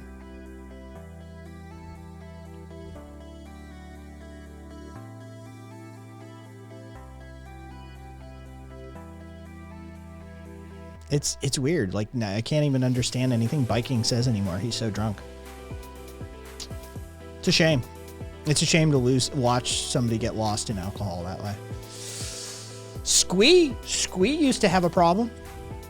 When we first encountered Squee, he was full blown alcoholic, and we gave him a lot of shit, and he stopped drinking. He cleaned his act up. He got sober, and he's a lot better for it. Yeah, he's enjoying life a whole lot better without the alcohol in his life now. So you probably should just stop drinking, Biking. It's bad for you. It's bad for you. It's bad for the people that love you and care about you. Honestly, yeah. You should maybe take a minute and, you know, maybe spend January sober and see how that works out for you.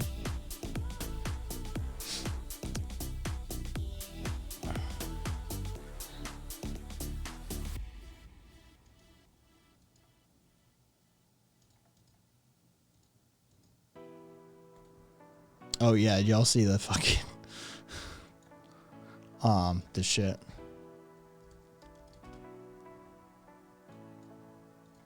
Again, that statement doesn't even make sense. Like, literally that sentence doesn't even make sense, Biking. Jesus Christ, man. Like, you need to get it together. Like, stop drinking, man.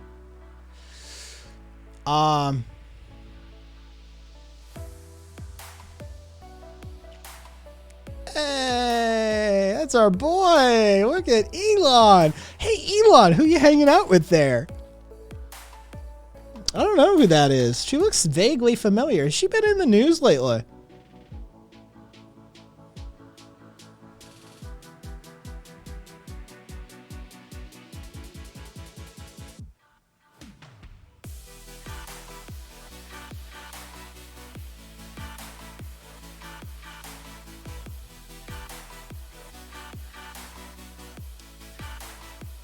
20 minutes to go to 2022 from me, and Brad and Janet once again have knocked on Frankfurter's door. Rumble. Yes, Dak, it was Ghislaine Maxwell. Yes. That was Elon Musk and Ghislaine Maxwell of Epstein fame. Yes. Yes, I have, Rumble. I have. I've also seen the picture of them at the Queen's private cabin. Yeah.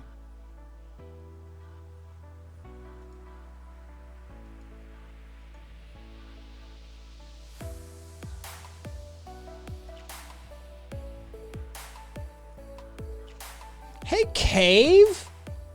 We were just talking about you the other day.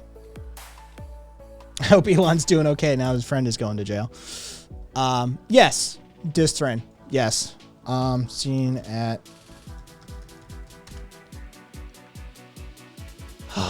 Here you go.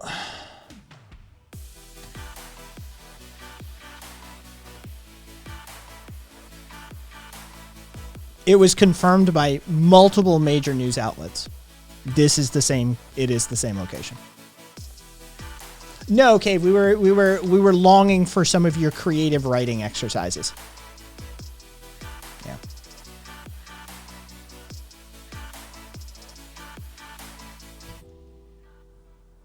And I mean, if you really want to get analytical about it, you can look at like the wood knots up here and notice like how this one's wrapped in. See the tail on this, see the dot.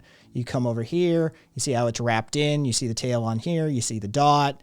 You see off to the left, like, you know, from those three, there's another dot on the log looking up. Quit fighting me.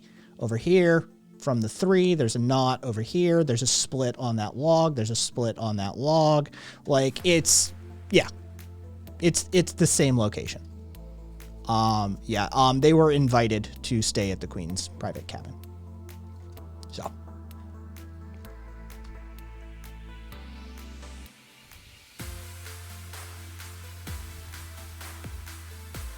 Fake news. German lady did nothing wrong.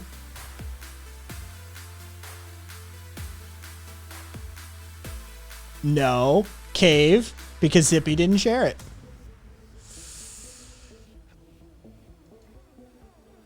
Mosh. Oh, Mosh.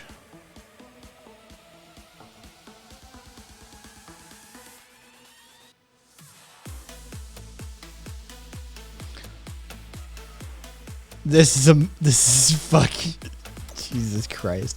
Somebody tell him to just shut the fuck up.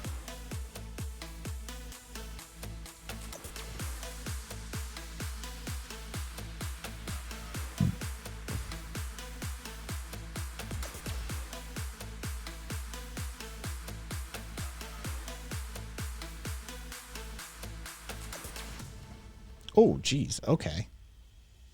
Thank you, Cave.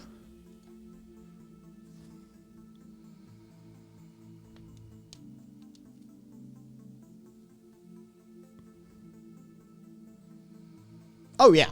Amorous, for sure. For sure. I mean, he legitimately has never seen it. He's legitimately never seen it. He talked, he's a virgin. He's a virgin. He's like a 20-something-year-old virgin. This dude is a 20-something-year-old, angry, yoked-out fucking virgin. Yeah.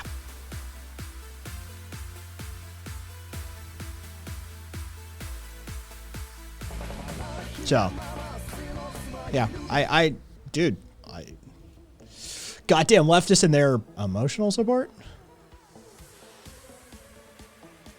Oh yeah, Amorous. Yeah, no, he's just a horrible human being. That's what gets him unlaid every time. No whole theory. Vacuum sealed pussy gang. He legitimately, he talks his way out of the pussy every time. Guarantee goddamn to you. As soon as that motherfucker opens his mouth, it's like you can just hear it slamming shut. Yeah, fair enough, Mosh.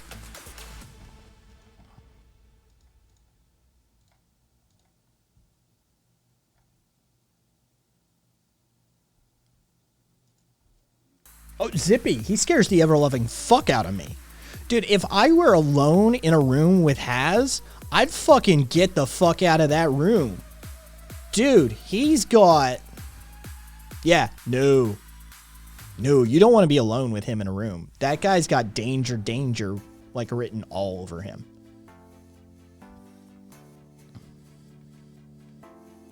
Emrys. Unlaid. Is that like being undead but lamer?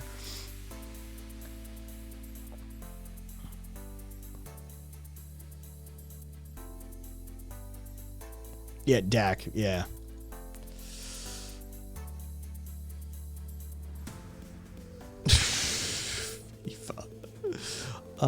Trump used to put fake stories of royals buying Trump apartments in New York. Gossip pairs. Junlei was very useful to him. They went out for a while. Imagine that.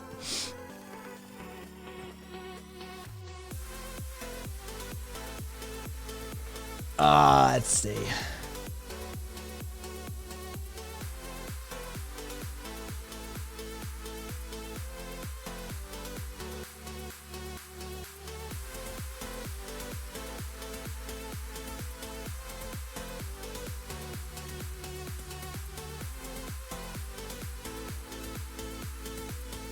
Sorry, I'm just reading a comment that is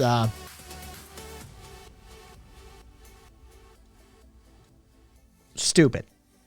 Yeah, wow. Okay.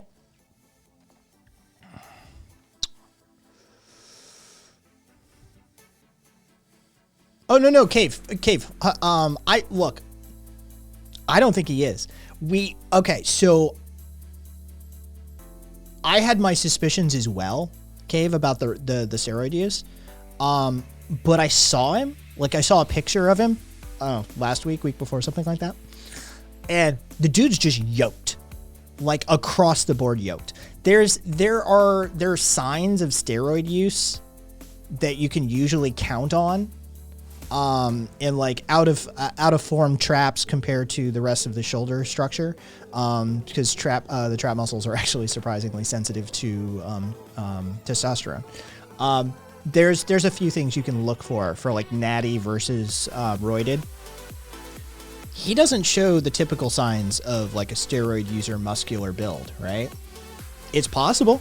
It's entirely possible. But I don't think so. Like, I think he's just unstable, which is even more concerning, right? Like, this is a dude who has the like discipline to get yoked in the gym. And meanwhile, I would not leave a woman alone in a room with him. Let's just put it that way. Like, I've said this before. I stand by it. Based on his behavior on streams, like on collaborative streams and voice calls with other, like with female streamers. No, I would not leave him alone in a room with a woman. He's got issues. He's got impulse control issues. I always forget what her name was, but that one female streamer that he fucking was saying all the creepy shit to, and she like was telling him, could you not talk about me that way? And it was so weird. It was so creepy. He's just all up in the mic, fucking deep throating the mic and just, oh my God, the things I would do to you, they're so TOS. Oh my God, I would just TOS all over you. It's so fucking, oh my God, the stuff I would do to you. You wouldn't be walking right for weeks. And she's literally telling him the entire time, can you stop, please? And he absolutely, like, either refused to or couldn't. It was weird. It was creepy. It was borderline. It was, like, harassing. It was... Oh, God. It was bad. It was bad. It was uncomfortable. It was literally uncomfortable. Yeah. Cave. Fucking, to be fair, I wouldn't be too worried about him raping me. I don't think he'd be able to figure out what to do with a vagina. Cave. I've missed you, Cave. Yeah. It's a little creepy.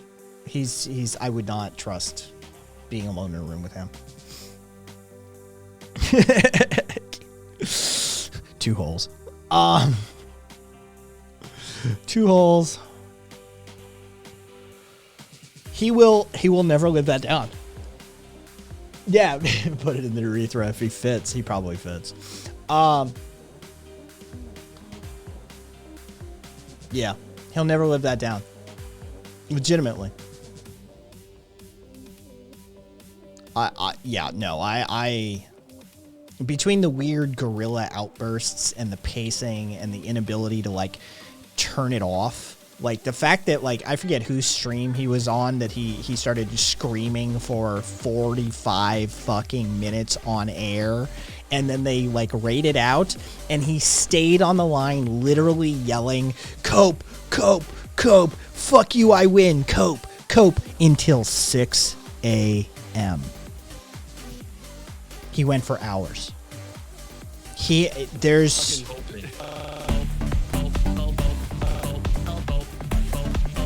something broken there. There's something broken.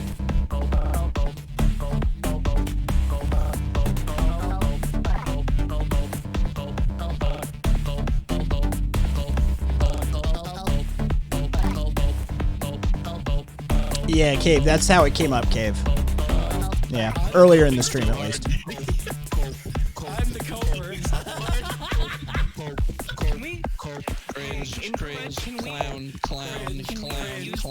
Cringe. This is like a back.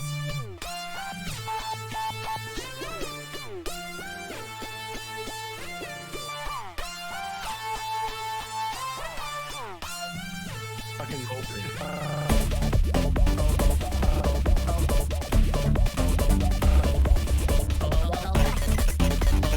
Oh, Viva. Mitre does good work. Yeah. Mitre's talented. In multiple avenues.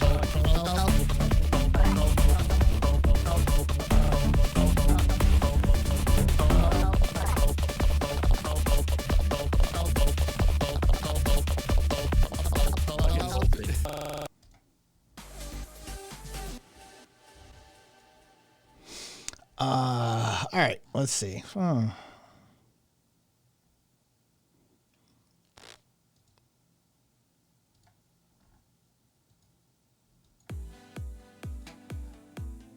Oh yeah, Boulder County, dude. Fucking. Let me see if I can get some photos for you guys or some video. This is a thing right now.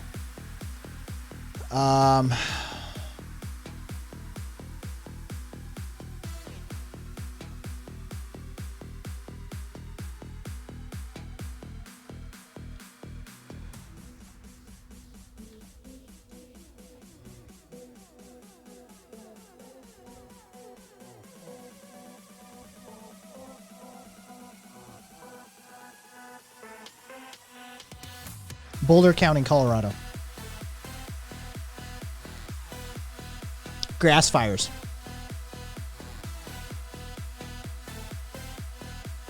Place is on fire. Like literally, it's just right now. It's just lit. There's actually a teenager who posted to the teenager subreddit on Reddit that straight up said, "Yeah, oh yeah, Distern, this is happening like right now." He literally said, my house just burned to the ground. He said, yeah, caboose, middle of winter, grass fires.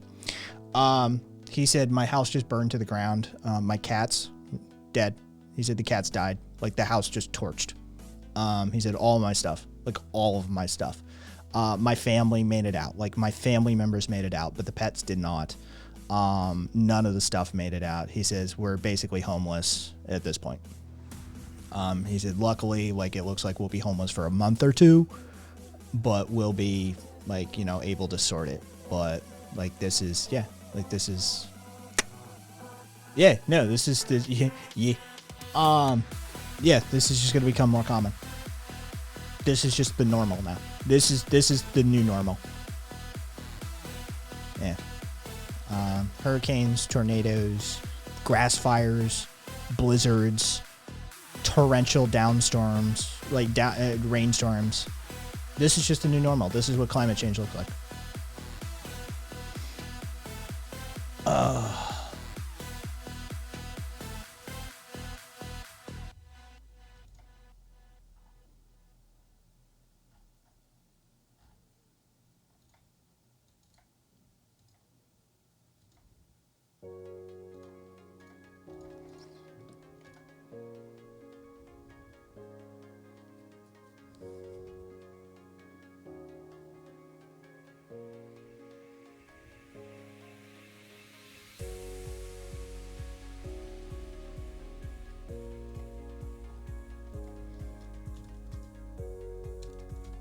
See if I can't get a live video.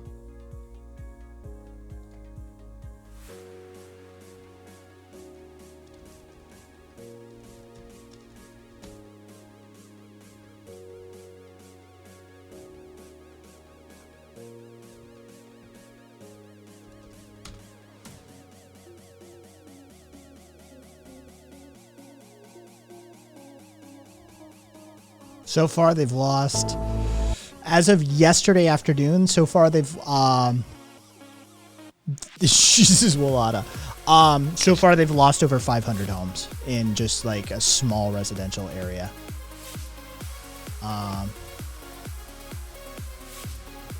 There you go.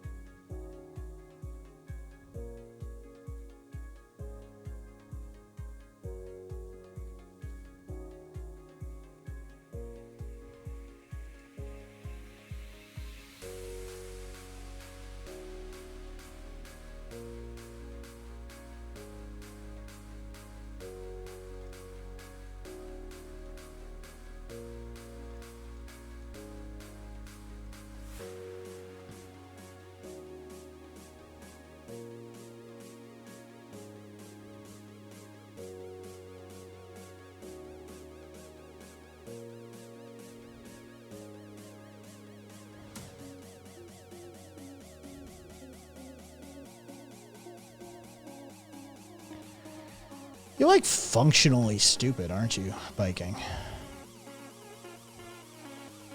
Like, pictures without words of truth mean nothing.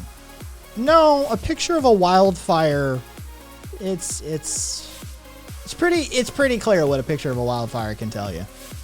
Fuck me, you're dumb. Yeah, I know, right, Amorous?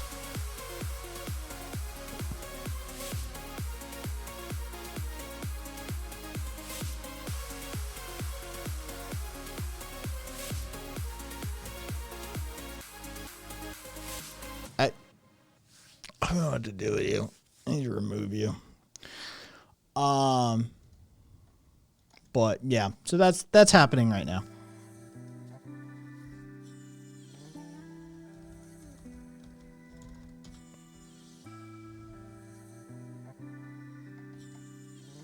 Yeah, they had a blizzard warning, 12 inches of snow. Hang on.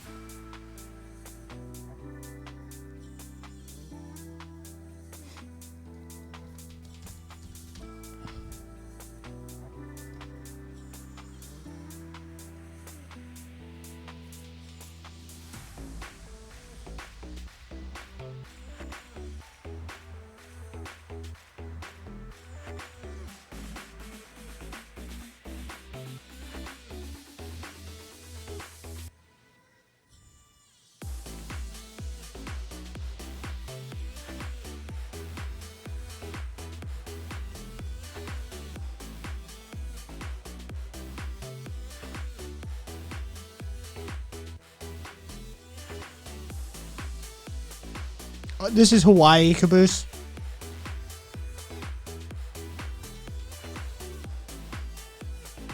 This is specifically Mauna Kea.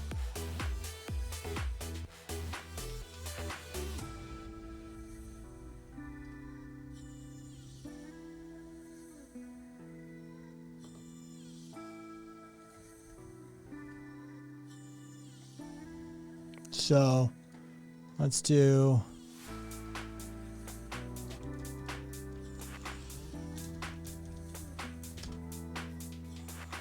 All right. So yeah, let's do this.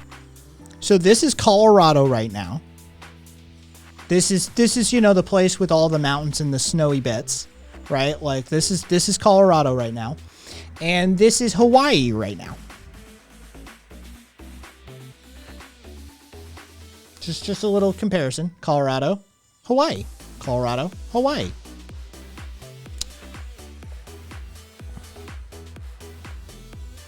Not all of the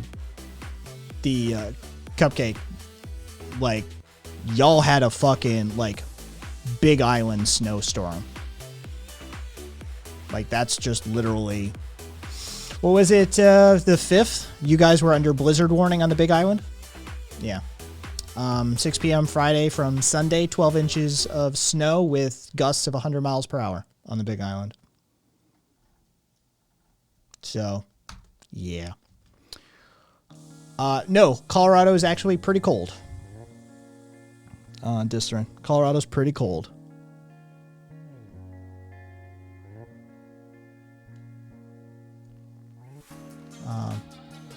Traditionally,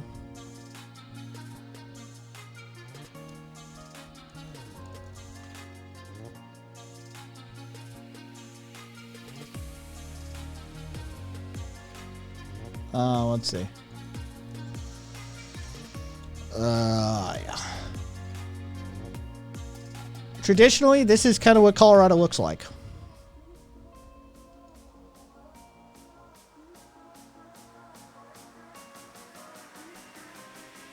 This is fairly traditional for Colorado.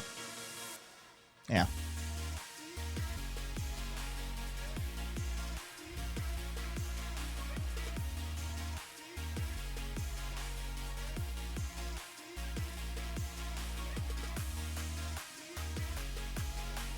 Oh, Viva, you didn't get a chance to see that.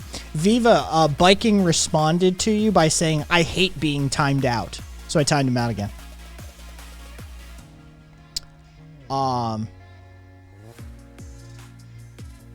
Ain't I a stinker?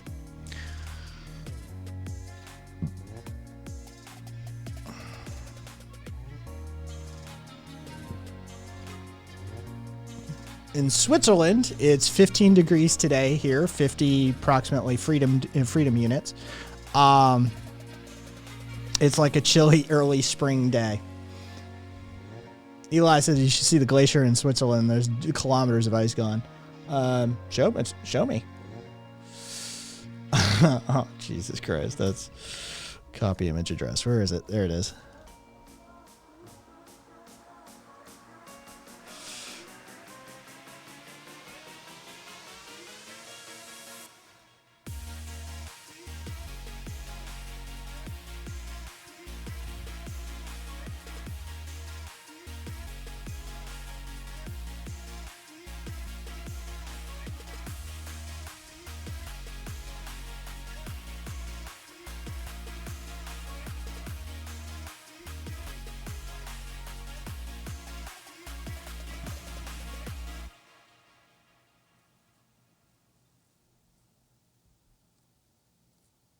Apparently the Estonians are supplying the Ukrainians with artillery and missile systems. One of the weirdest fucking like lineups that I've heard in a while. But yeah, the Estonians are going to be arming the Ukrainians. I didn't even know the Estonians had missile systems to give or sell to the Ukrainians, but apparently they do. I don't know where they're getting them, but... And there's only a handful of countries and manufacturers that manufacture like missile systems globally. So it's not going to be Russia. Russia will be pissed about that.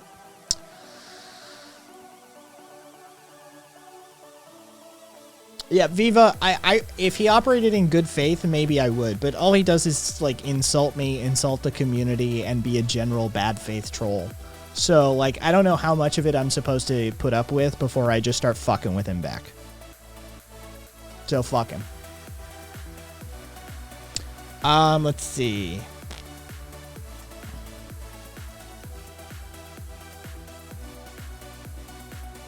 Wulata, that would be a good fucking... That would be a good picture. That'd be a very good picture.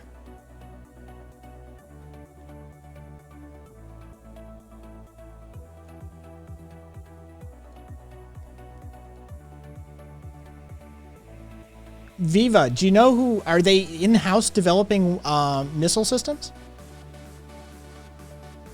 Good night, Caboose. Sleep well. Good luck. I hope you get your power back early.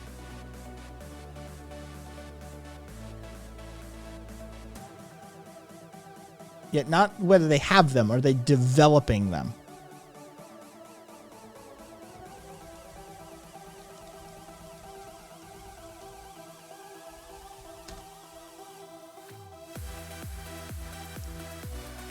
No, they're just... Yeah, they're just No, they're just fucking sending our shit.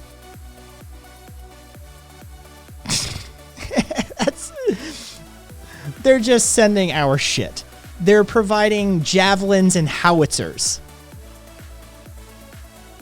Yeah, they're providing javelin anti-tanks and 122 mil howitzers.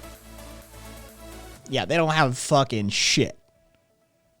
They've acquired an anti-ship missile system. They bought blue spears. Yeah, they don't have shit of their own. Yeah, they just buy everybody else's stuff, which was... Yeah, and did I mention we're talking about supplying weapon systems to Ukraine? Did I mention I didn't give a shit about hackers? The whole topic and focus of that comment was them supplying missile systems to Ukraine and me wondering where these weapon systems were coming from.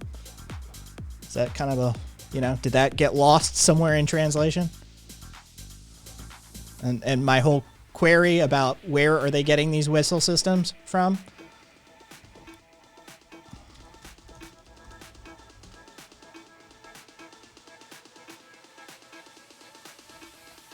Which, who's manufacturing these days?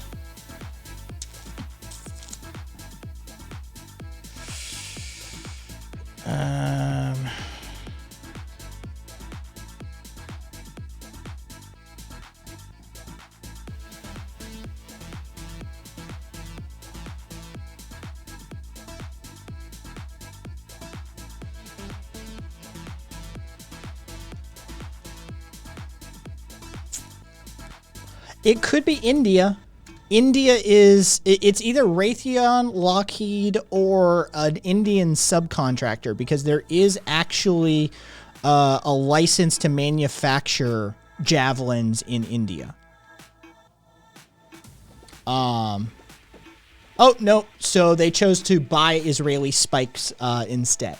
So, yeah, it's either Raytheon or Lockheed that they're getting them from. Fair enough. That's all I want to know, where they were coming from.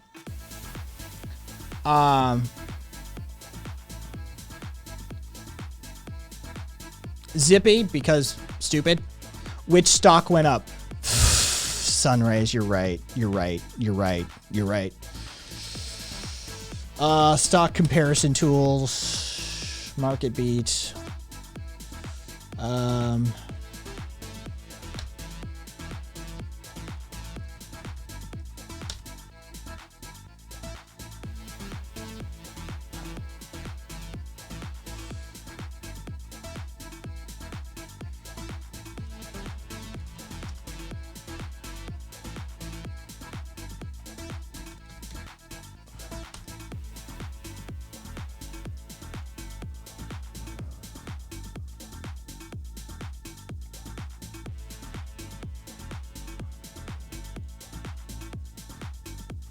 Both of them short-term went up.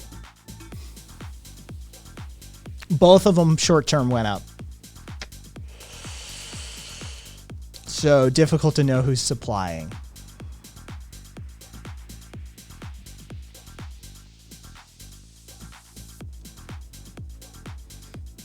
Hey, Eloy. Oh, Pelosi made bank on everything. Pelosi's stock portfolio is ridiculous.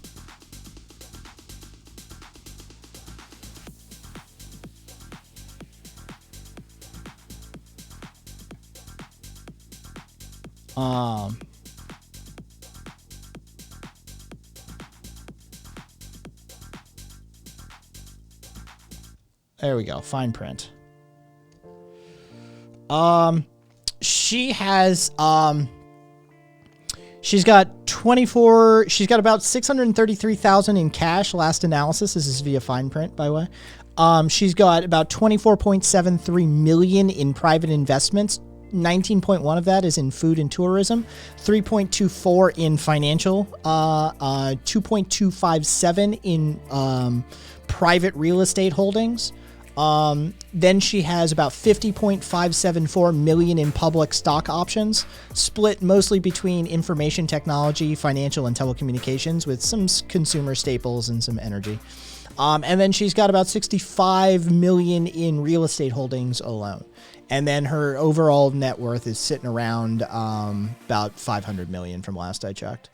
But yeah, she got 22 million in Google, basically, Sunrays, ish. Where was the Alphabet trades? Google, there we go. Yeah. 4,000 shares of Alphabet right before an antitrust vote, making about 5.3 mil in the process. Yeah. Yeah, Pelosi's portfolio. There's actually tracking. There's like top 12 stocks, like top 12 Pelosi stocks that you should be following. Like, there's literally investment strategies for just investing in what Nancy Pelosi invests in. Like her family trust and shit like that. Yeah. Because, you know, insider trading.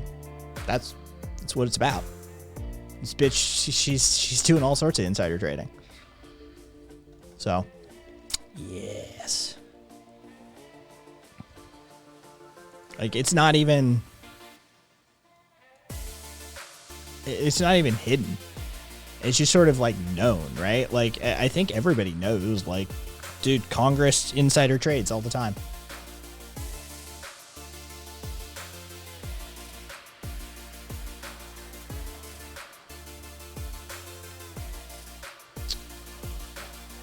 Yes, it was illegal for Martha Stewart to participate in it, but for a congressperson to do it, it's a fucking slap on the wrist. Oh, yeah. Sunray's fucking the statement about how politicians are citizens and all citizens have the right to participate in the open and free market because your country is corrupt. Oh, fucking, dude, we make... Isn't that corrupt? There he is, the man, the myth, the legend. We make fucking corrupt, like, okay, look, everybody else has corruption, right? But American versions of things, like, there's very few people that can do an American version of something, right? American corruption is like the only thing that, like, okay, look, it took the French to like make a croissant, right? A perfectly flaky, fluffy pastry that is just delicious and amazing. And then America takes the croissant and turns it into a fucking crescent roll, chucks a fucking piece of pre-made egg-like patty substance onto it, throws some fake-ass cheese, and shoves a billion of them out a fucking side window of a building and makes literal billions of dollars at it. Right? Like, American versions of stuff like this, like, it takes an American touch, right? American corruption, political corruption, undergoes the same process, right? Everybody has corruption, but nobody quite does it like we do. We take it to a different level, right? Like, America works on a whole different tier, and American political corruption is staggering, right? Like, it's illegal for me to bribe a fucking politician with $5, but I can start a super PAC and hand them 500 million and order them to do my bidding, basically. Literally get caught writing legislation for them. It's S-tier corruption. Fuck yeah, it is. Yeah, like, it is literally illegal for me to give $5 to a fucking politician for the purposes of a bribe, but if I set up a super PAC, I can do it openly. And I can do it to the tune of millions of dollars. And there ain't shit you can do about it because it's perfectly legal. Ain't nobody do it like America does it. We bring a quality to the game that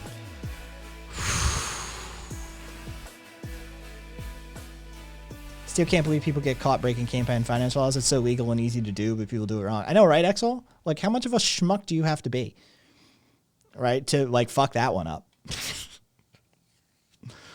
Oh,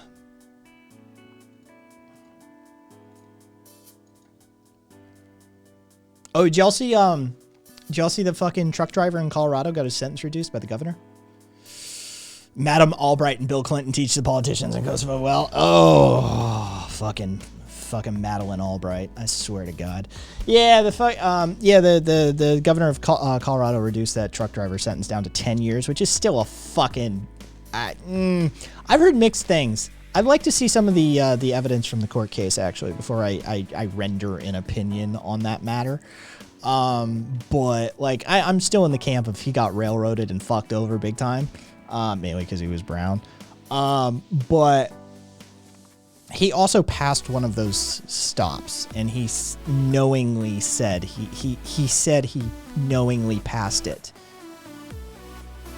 Yeah, like there's issue there that's like you passed a fucking breakdown lane intentionally and then had a catastrophic series of accidents. I can't let it slide, right? Like that's I got issues, I got questions about that. But you know, yeah, he got screwed either way. Even if he is culpable, he got screwed on that one pretty hardcore. Fucking 100 years, whatever the bullshit was, 120 years or some crap like that. It's like, oh, for fuck's sake. I mean, he looked like he felt pretty fucking awful, Sunrise, for sure.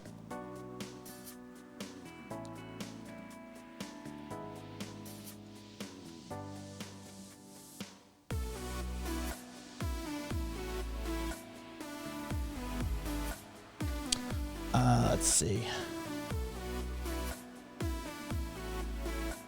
Oh, I didn't watch it.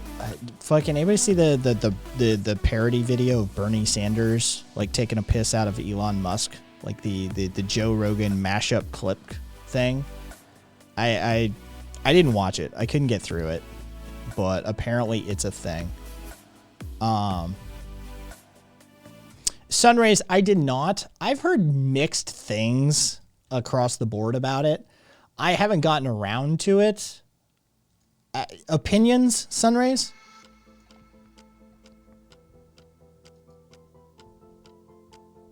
How do you feel about it? It's fucking good, long but good. Don't look up.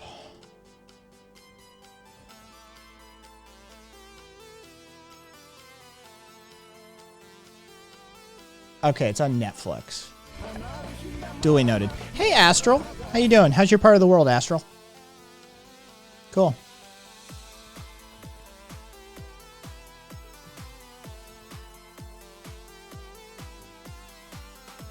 Long, it's 1.2 hours. I mean, Astral, in TikTok video time, that's a lifetime, man.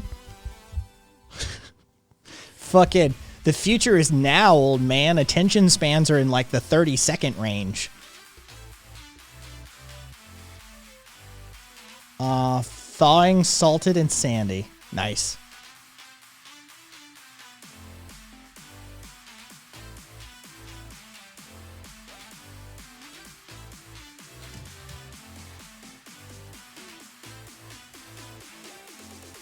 All right. Do we have a trailer? There it is. Will the trailer do it justice? Should I watch the trailer?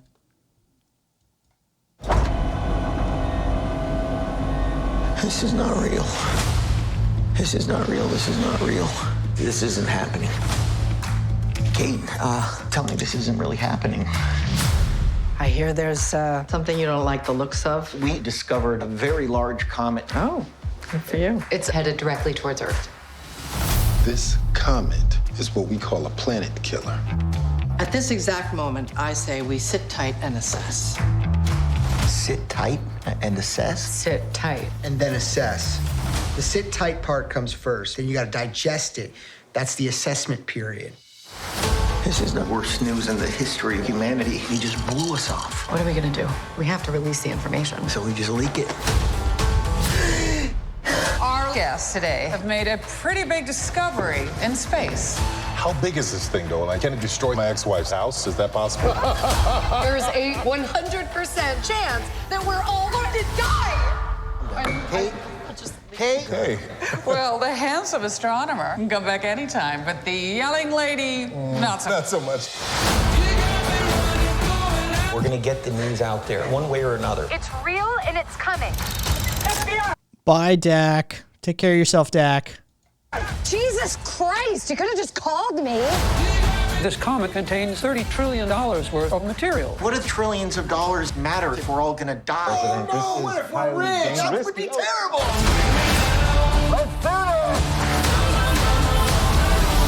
You guys discovered a comet? I have a tattoo of a shooting star on my back. Oh, that's terrific. This could be a complete disaster. This is already a disaster.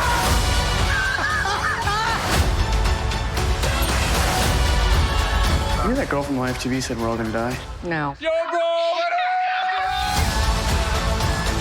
You'll never take me alive! All right, I like Ron Perlman. Giant comet hurling its way towards Earth! Can you see it? I can't. My head is in a bag. I did have the FBI put that bag over your head. They don't do that. The CIA does, but I made them do it. You know, I had a feeling. It's a good feeling, because that is what I did, and it was very funny and cool. I would just shut up and let it happen. I'd be like, you know what? After that meeting in the White House, I'd be like, you know what? Nah, we don't need to let it go viral.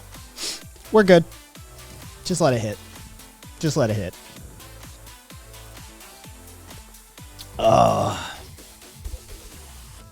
Yep.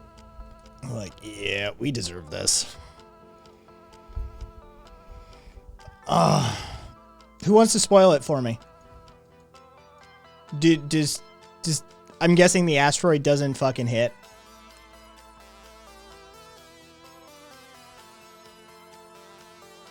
We're dead? Spoiler, we're dead? Seriously?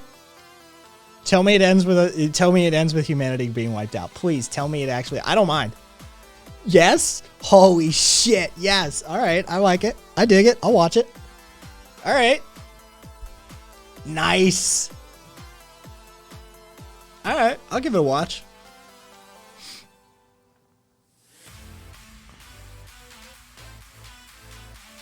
Try, Tadpole, as opposed to just try. Like what they're doing. Like trying to tell the fucking mankind that like your leaders are incompetent and your business people are raping you and trying to take advantage of the situation. Meanwhile, we're in the middle of a crisis. No, I'd just be like, you know what? I'm going to go buy a lot of drugs and fucking party on out. Yeah.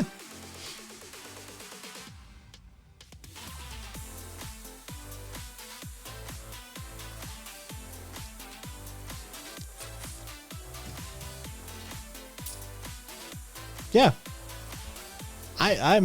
I just fucking, yeah, exactly, Sunrise. Like, I'm good. I don't think we deserve it. Right? Like, after that, like, if I had that experience, like, oh, well, we need to, like, let it digest and fucking maybe we can be rich as a result of it. Like, fuck off. We deserve that impact. The line is awesome, though. We had a good run. Yeah.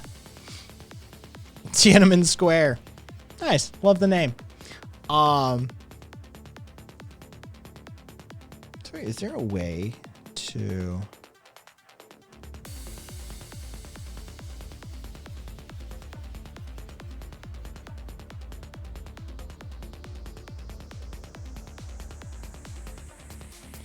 I heard about the movie, hadn't seen the trailer, and have to go watch it. Yeah, few people mentioned it. A few people mentioned it to me. It was mixed. So one person I trust didn't like it, but they have shit, like they don't have much movie experience. And then a bunch of others were like, I kind of dig it, and some people were raving about it. So yeah, so we'll see. They were the ones who don't look up. Fair enough. Fair enough.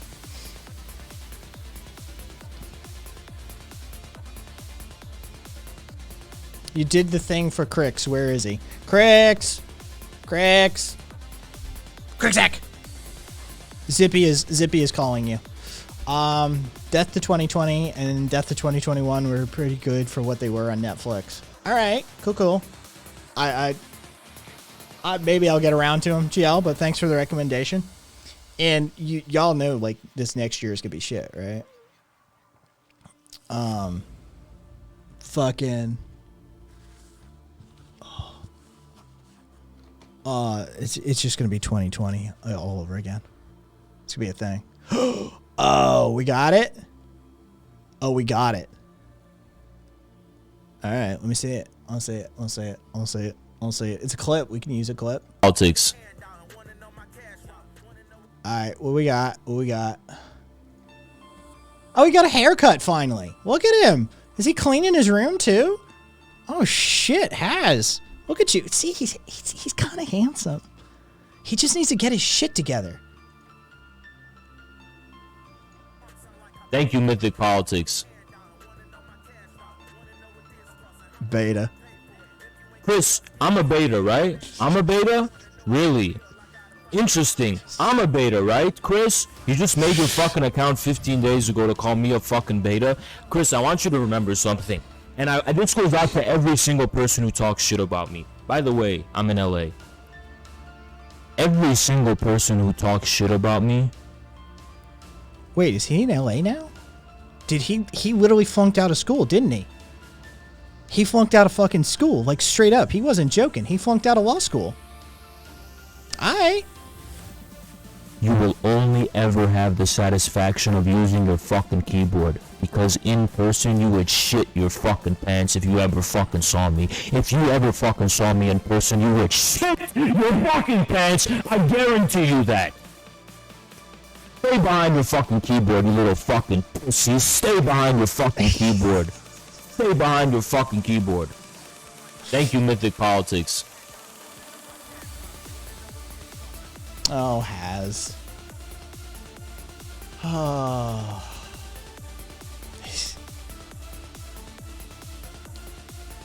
Oh no, his audio is shit. He has a terrible microphone. He invests none of the stream money into the stream itself. Yeah, no. Has is not good at a lot of stuff. If you want to have a discussion around Kant, he can have a Kantian philosophical discussion for sure. But God, he's got anger issues. Yeah, I don't even know if I could I don't know if I could ruin my audio that badly, right? Okay. This beware. If you're on headphones, forgive me already. Yeah, I can't blow my audio that bad. All I can do is Jesus. Legitimately my audio processing is too superior. The audio processing, yeah, 3,000%. I drove my gain up Viva. But I can't even get a gaming headset. His audio will be fucking, what was that, 10 million% better?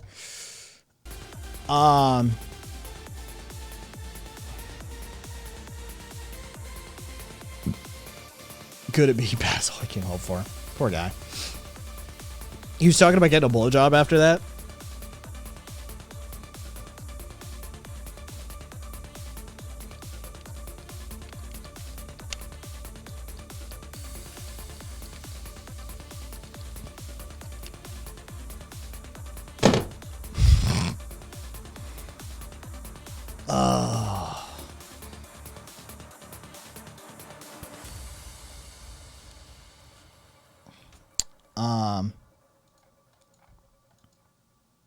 Did you have like one of the fake Apple in-ears? No, but I have a real Apple.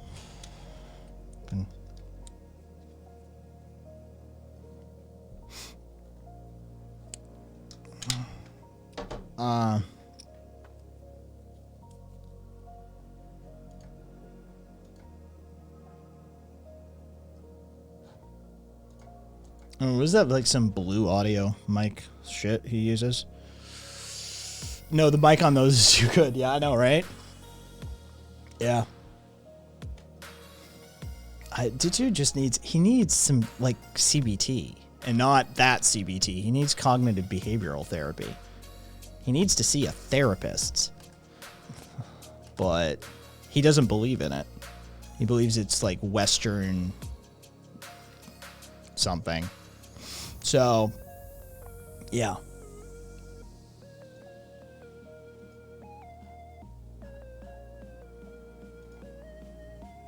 Yeah, therapists are all CIA. Hell, maybe both kinds. A little cock and ball torture for Haz on the prescription. This therapist is like, look, I need you to recite this affirmation whenever you're getting stressed. I want you to include these breathing exercises. And also, I think occasionally it would be super useful to your process if you just got kicked in the nuts.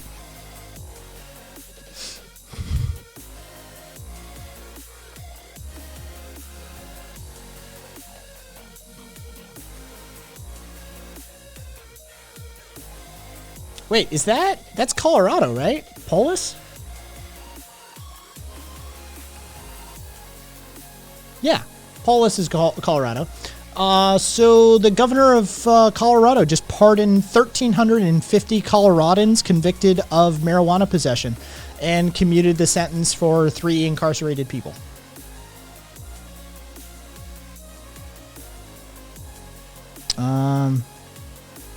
Oh, fuck off. It's less than 1 ounce of marijuana. Even though the legal possession limit isn't even at 1 ounce, it's multiple ounces.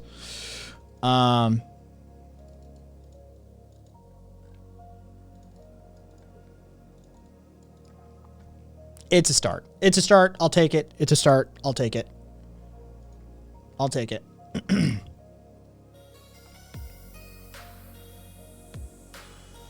Ah, yes, well, a lot of fucking, what about a CCP approved therapist? You might need that. Like, yeah, for sure. I just, the dude needs, he needs something. And there is no way I'm going to be the one to give it to him. Once upon a time, I might have, though.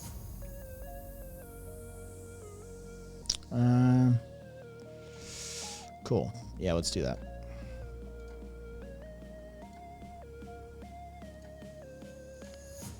Oh, here we go. Load that, load that. Cool.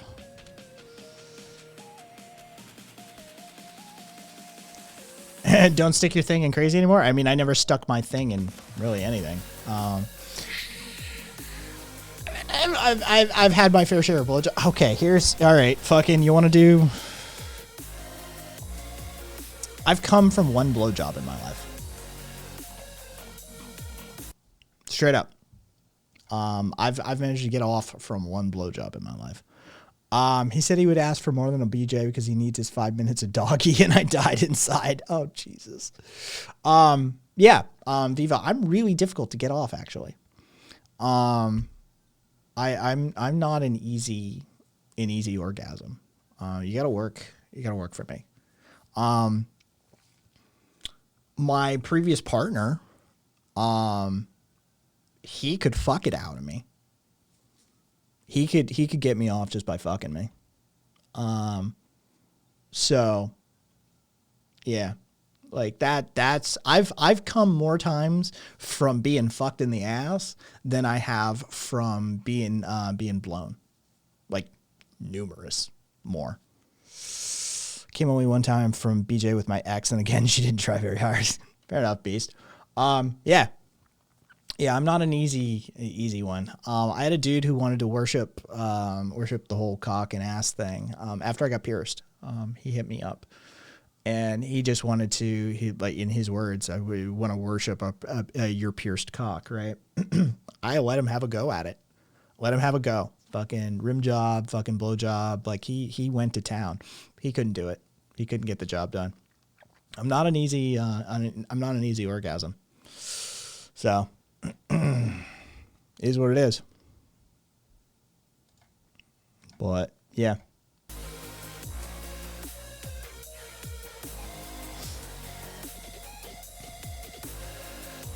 I can even get bored from a blowjob.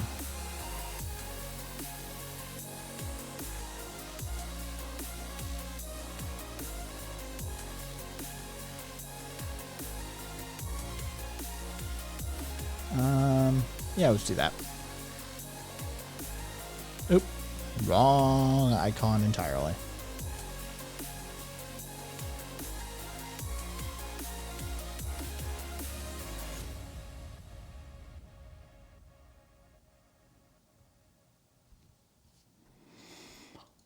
Once I got in an argument because I started watching TV while getting a blowjob. I mean, that's kind of the best thing for blowjobs, though, right? Like, is just like being able to do something else. Like, that's hot. That's fucking badass, right? Give me a fucking blowjob and let me do something else. Watch TV, play a video game, something, right? Like, eat.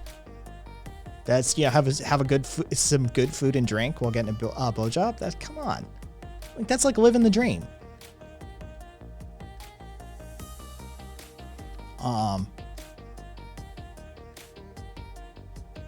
Getting woken up by a blowjob is nice. Fuck, we got 2 votes for driving. I'm a little questionable on the driving. But yeah, getting woken up by a blowjob is a really good way to go. Either way, Friday tomorrow, bad movie night. We're gonna raid over to public. Beast bumps. No, thank you. Yeah, I know, right? I'm iffy on the driving. Either way, yeah.